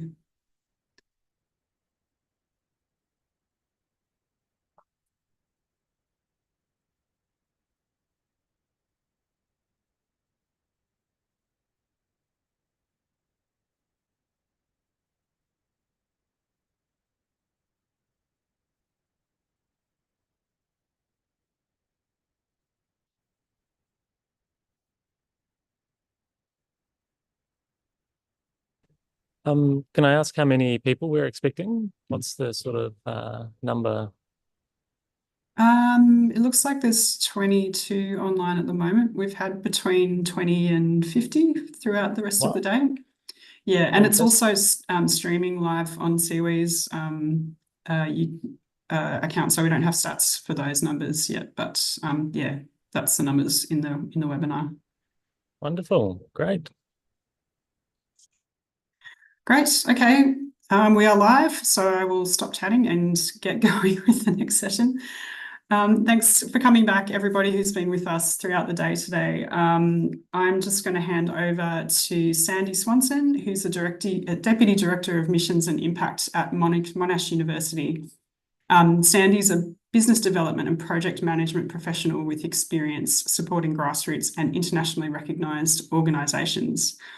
She has significant experience leading ethically driven and ambitious teams, and she holds special expertise in strategic development, new business partnerships, project management, and capacity building. And Sandy's been an integral part of planning and putting together this session today. So I'm handing over to you now, Sandy, with gratitude. Thanks, Sarah. Thanks so much. It's great to be here. And I've so enjoyed today's event. Before I do anything and get to introductions, I just want to thank the hosts again.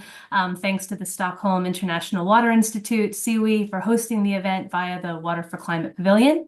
And also to co-hosts from the Australian Water Partnership, Alluvium, and my colleagues at Monash University for facilitating the sequence of today's event so brilliantly. So as Sarah introduced in this final session, we'll do a live crossover to Baku.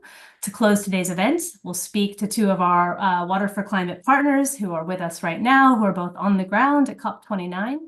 But before we head over to Baku, I just want to offer a really brief recap, just in case anyone is joining us right now, because we've covered a lot of ground today. So we started off in the Pacific this morning with a session on climate finance for water security from a Pacific perspective. Then we moved across to Southeast Asia with a session on urban water resilience and specifically shifting policy to practice.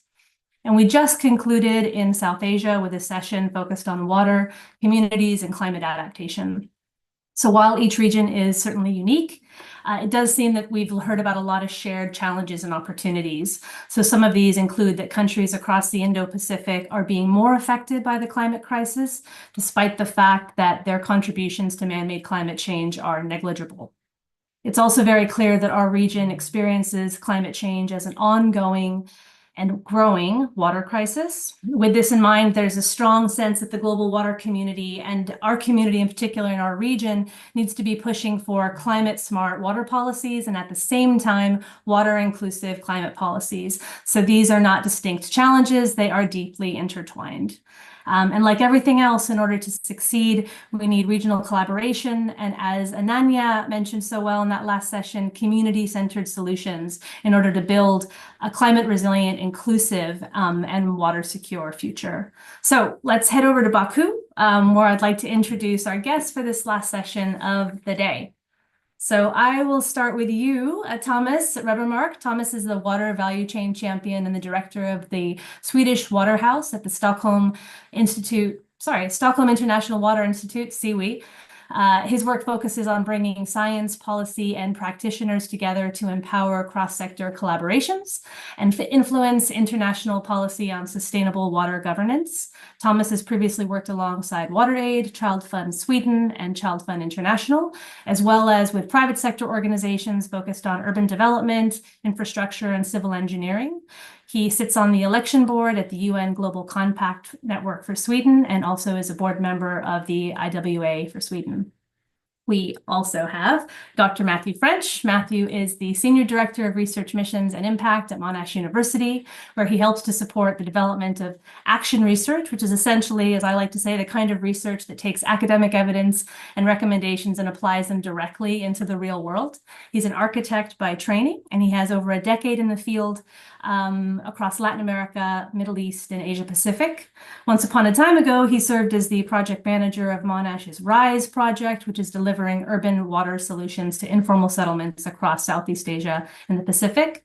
He's passionate about affordable housing, urban development, and human rights-based approaches to development. So thank you both for being here and for getting up so early in the morning over in Baku to join us. Though I should add that you both got to sleep in a little longer than some of our earlier participants who came in from Baku, so consider yourself fairly lucky.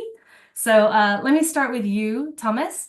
Can you tell us what we should expect from COP29 this year when it comes to progress on water? Yes, and thank you for having me. It's a fantastic opportunity, so I'm very grateful. And the early morning is totally fine, as you said, with respect for many others who have been up much earlier. The focus this year on climate finance is on climate finance. Who funds it, who receives it, and how much.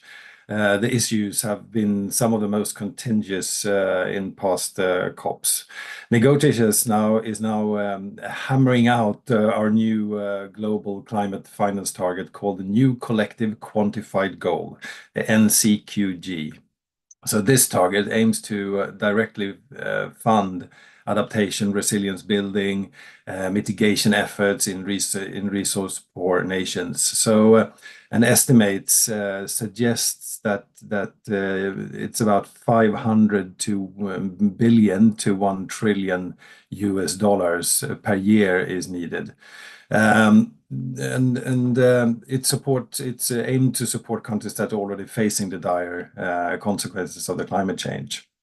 And if approved, the NCQJ will replace the previous goal of transferring 1 billion annually from high-income countries to low and middle-income countries to address the consequence of climate change. So far, the original target has consistently been unmet and leaving the most vulnerable regions struggling to cope with escalating climate costs.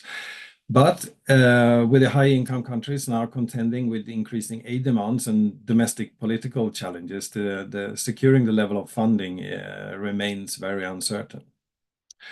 And major points of contention include who should provide NCQG funds, who they should be allocated to, and how to balance the investments between mitigation, adaptation, and reparations for loss and damage, and the irreversible impacts of climate change. So this Wednesday, the co-chairs of the NCQG contact group published their first iteration of draft the decision for the next COP29 presidency to top negotiation priority, a new climate finance goal.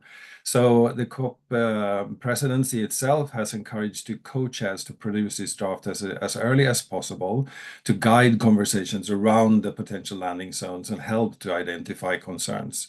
And the COP29 President Mukhtar Babayev praised the draft as a significant step forward, but also cautioned that many issues remain unresolved. So urging delegates to more swiftly with only 10 days to move more swiftly with only 10 days into the conference.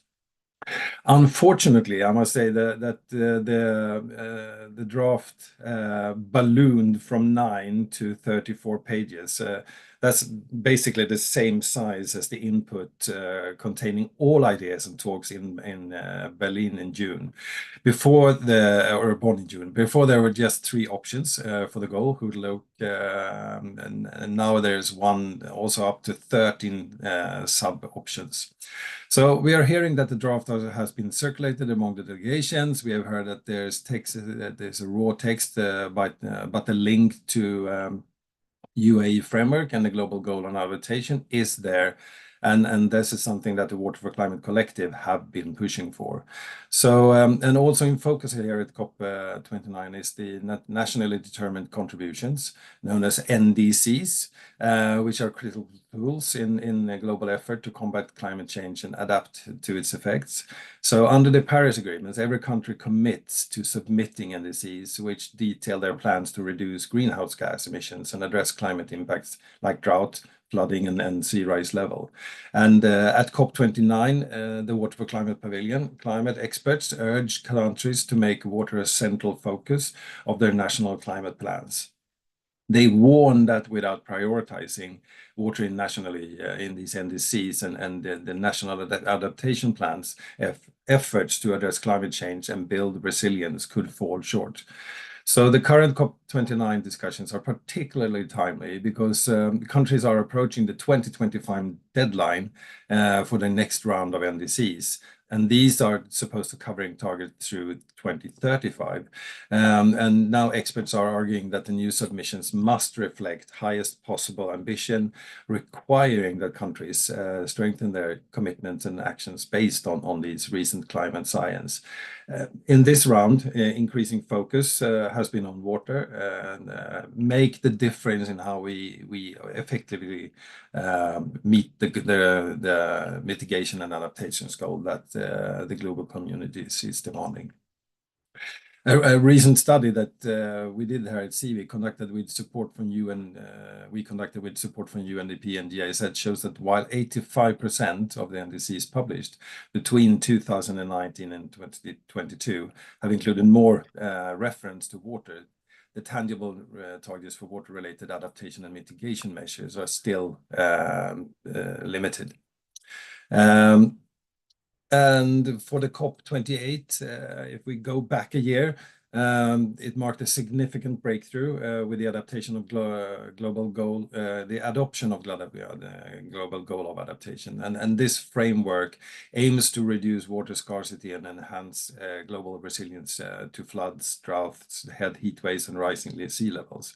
But it also includes a specific emphasis on climate resilient water and sanitation.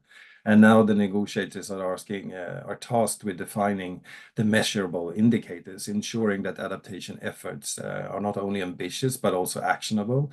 And exposed nations facing the brunt of climate impacts are pushing for swift implementation. And in terms of the conversation here at COP29, it's still early days. But as of now, our water envoy here in the Climate Pavilion has been in 2 sessions, and the most important focus is the work program to develop the indicators. But as this is a transitional COP, the results of 2-year program will be presented next year at COP30.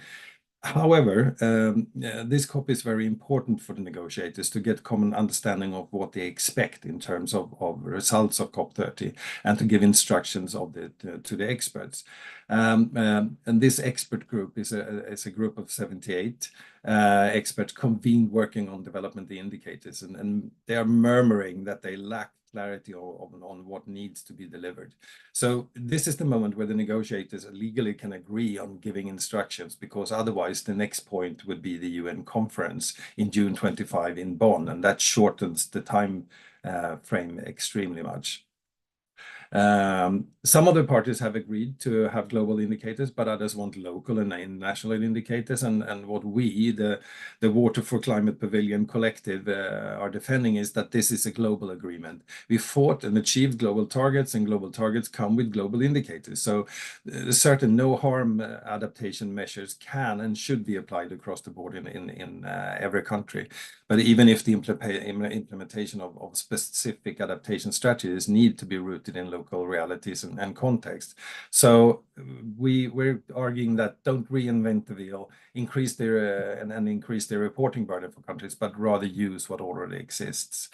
And that is a very short touch base and image on the negotiations and the policy perspective we're working here and what we get in feedback here. I want to also say that the team on site is doing a fantastic job. We all had a wonderful inauguration. And hopefully when we have a little discussion soon, I will come back to some of the highlights of that. Thank you. Thank you, Thomas. That was enormously comprehensive. You said it was a brief little intro, but gosh, there's a lot to cover there. I was going to ask about any wins from week 1, but it sounds like we're kind of waiting with lots of building happening so far. So I'll jump across to Matthew quickly, and it looks like, Matthew, maybe you're actually sitting inside the blue zone there at the Water Pavilion in Baku. Is that right? That's right, Sandy. Yeah. Yep. All right. Yeah. I'm curious about what the vibe has been like so far, sort of what you're seeing and hearing, and if you're getting a sense that the event overall is getting impacted at all by a few recent headlines we've been following as a global community. Well, thanks, Sandy. Thanks for having me. Yeah, greetings from the Water Pavilion here in Baku, which is a fantastic space that's been used so well so far this week. Thank you, Thomas, for your opening remarks as well. Very comprehensive, and nothing else to add. I think you've covered a lot of the key issues that we've seen in week 1.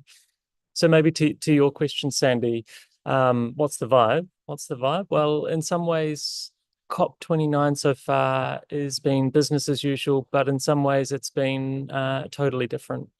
With Trump's election, with Trump's election just days prior to COP starting, there was a real air of anxiousness in the opening days. We saw parties jostling for their best starting positions on a number of key a number of key negotiating items, as Thomas has mentioned.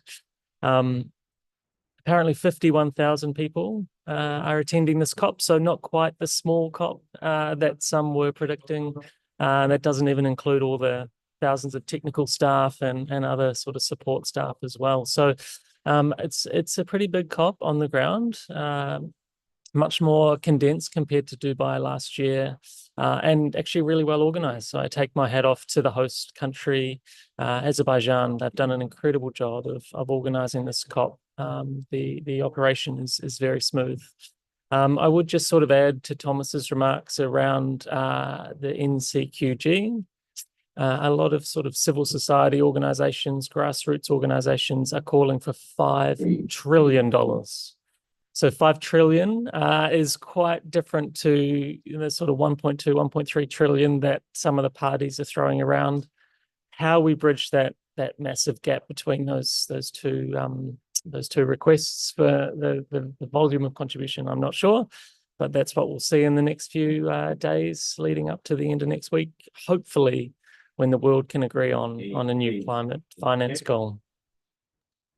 Yeah, well, my gut response is that we could start with the 7 trillion we use to subsidize fossil fuels, but don't want to start any arguments. But yeah, there's a quick way to get to 5. I think we do have a few minutes for questions, so just jump if others want to jump into the Q&A. Any questions you might have for Matthew or Thomas, please do that. In the meantime, I might just kind of take advantage and ask a couple more questions here myself. So going back to you, Thomas, the world of sustainability is notoriously siloed.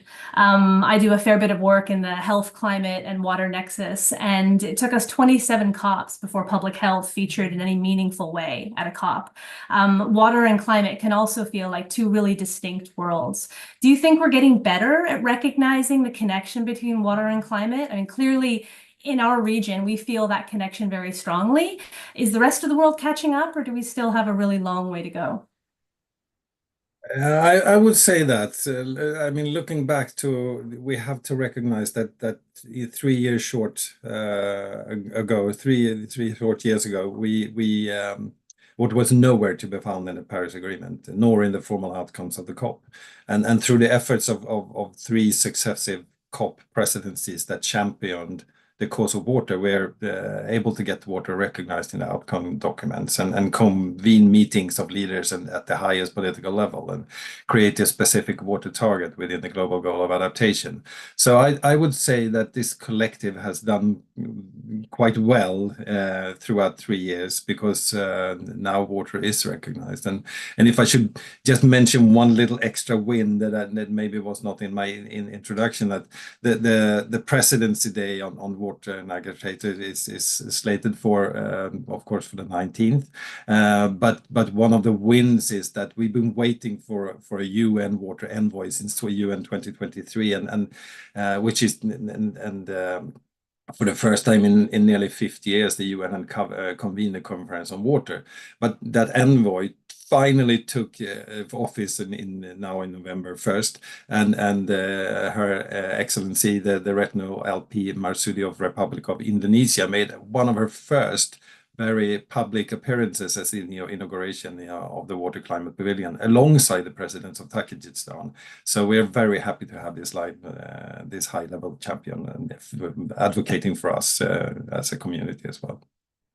Yeah, I heard some of her remarks at the opening, really inspiring and so great to have her aboard. We actually have a campus in Indonesia, hoping we can do some work. We do a lot of work there as well. So Matthew, just really quickly going back to you. So you've spent a good portion of your career working with vulnerable communities to build resilience, both with the UN and during your time at Monash. I'm curious what you've kind of learned. We heard a lot today about the criticality of working within communities and community-led solutions. So, what do you have to say, I guess, about sort of working with local leadership and communities to kind of drive the sort of water-related change that we need?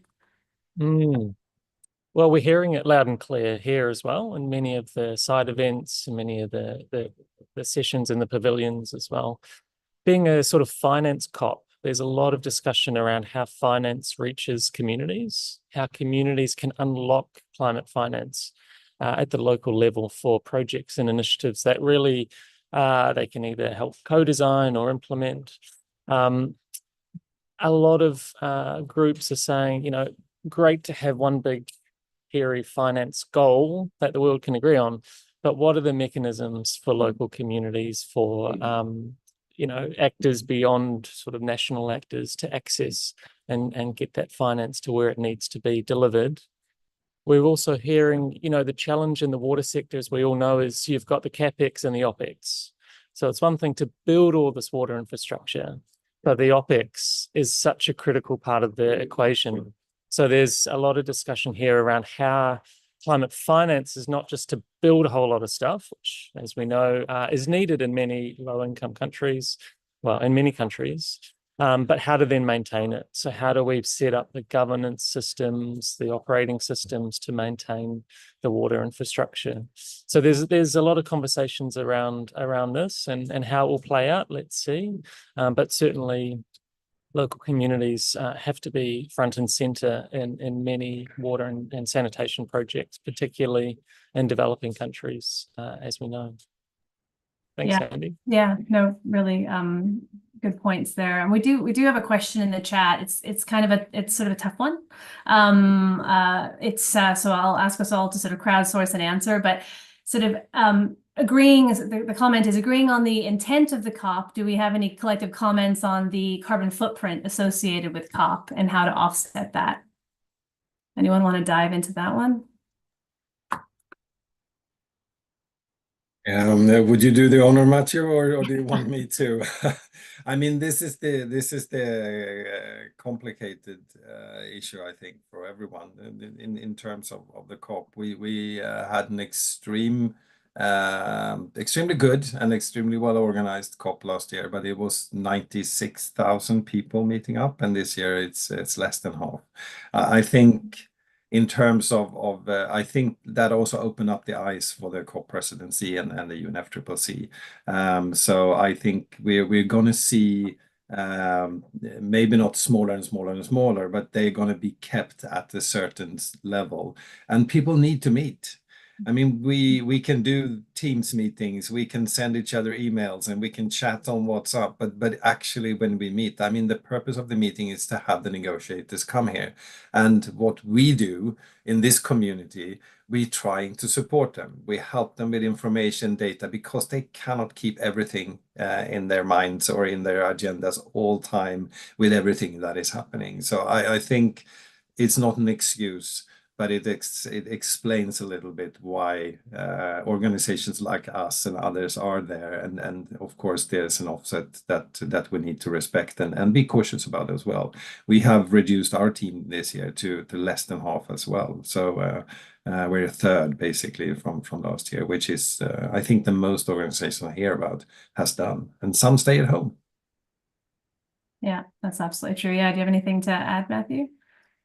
Well, just to add, we know in the lead up to a potential Australia-Pacific COP31, there's a lot of organizations and people talking about reform of the COP system and how we might think about regional approaches to collaboration in the climate space. Again, a lot of ideas on the table there, but we're also hearing it in the corridors here, a sort of regional approach to build not only that sort of increase the ambition, but also improve implementation and follow through from, you know, these sort of global COPs. So watch this space, I suppose, on that space.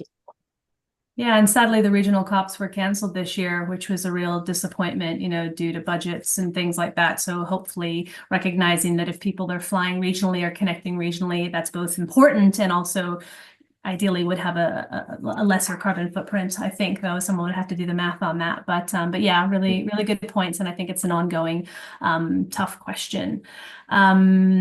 So I guess one thing I wanted to ask you, Thomas, was what do you, I guess, think might be coming? I think you sort of referenced them a little bit in your introduction, but, you know, most important issues for water in the second week of COP. Is there, I think, did you just kind of get on the ground? Are you, you know, kind of aware and prepared for what might be happening in week 2? I mean, the presidency day on water and agriculture is slated for the November 19th. So we hope that there will be a blue wave of discussions on water at the COP that day. We've already referenced over 50 events in the second week that will evoke water in addition to those, so at the Water Climate Pavilion. So this includes the Water Action Event that falls under the UNFCCC mechanisms for non-state actors called the Marrakesh Partnership for Global Climate Action. And that is currently the only formal UNFCCC programmatic event on water. But most of all, we look with great excitement towards the COP29 presidency-sponsored Declaration on Water for Climate Action. And the voluntary declaration, this voluntary declaration aims to create a home for ongoing water discussions within the UNFCCC and create greater political leadership and continuity for water action in each COP. Yeah, okay, all right, yeah. Yeah, so lots to kind of, I guess, keep paying attention to in week 2. Yeah, Matthew, I'm going to jump to you with one more question. So I don't think you kind of referenced it in your intro as well. We don't really need to be in Baku to know that the climate community is paying attention to how the US election and other global elections could be impacting multilateralism and climate finance targets in particular. I think you maybe mentioned it, but maybe a little bit more about sort of what you might be hearing or seeing about ways that, we've heard a lot today about the need for finance, and obviously that's a huge focus of this year's COP. Effective ways we can unlock finance for local level adaptation. Again, I'm thinking, what's the mood? Pessimistic, optimistic? Are you hearing a little bit of that, or a fair bit of that? Yeah, I mean, I think speaking to a number of US-based collaborators and partners, many of them say we've done this before in terms of a Trump presidency. We'll do it again. We pivoted before to, empowering and working with subnational actors, community groups, NGOs, industry, private sector, and a lot of people are feeling optimistic that the momentum in the climate space is pretty great and will be able to continue despite national politics in many countries. Argentina, you may have seen on the news, their delegation was recalled from COP29 back to Buenos Aires from the president. So they were taken out of the negotiations. So it's not just a US thing, it's a broader geopolitical moment, it seems. And the optimists say that there's momentum and we'll continue the fight and we'll continue working through subnational mechanisms. The pessimists are always here, of course, and we need to find a balance somewhere in the middle. But overall, there does seem to be an optimistic spirit to be able to push through in terms of implementation. Okay, well, that seems like a really great place to leave it. Optimism, optimism, optimism. Thank you so much, Matthew and Thomas, for being here. I hope the rest of the time at COP is productive and offers a few more moments for inspiration and hope. On behalf of Monash University, the Australian Water Partnership, and the Water for Climate Pavilion and all its partners, it's been a pleasure to be able to host this virtual Indo-Pacific space today. COPs can be expensive, as we've discussed, difficult to get to, hard to engage with. But as we've heard today, it's important to keep finding ways to collaborate and elevate voices from our region. We hope this event has increased the ability of people to participate, if only by providing a time zone friendly platform for regional stories to be shared by some of us. If you take away one message from today, please let that be that water is climate. The people you've heard today are living the experience of climate change, and their stories illustrate that water is a common thread, whether it's through the ongoing climate finance negotiations or a new collective quantified goal, the definition of adaptation indicators, or the many issues that are being discussed at COP and around the world. Water is central to every challenge and needs to be part of every discussion and solution. So in closing, I'd like to remind participants that all of today's sessions are recorded and will be available on the Australian Water Partnership YouTube channel shortly. Thanks to all our speakers and to everyone who brought this event together. I welcome you all to explore the Water for Climate Pavilion website as COP29 continues, especially since everything is being live streamed. Feel free to connect with Australian Water Partnership or Monash on social media. Look forward to seeing you all at the next event. Thanks, everyone. Have a great weekend and have a great COP.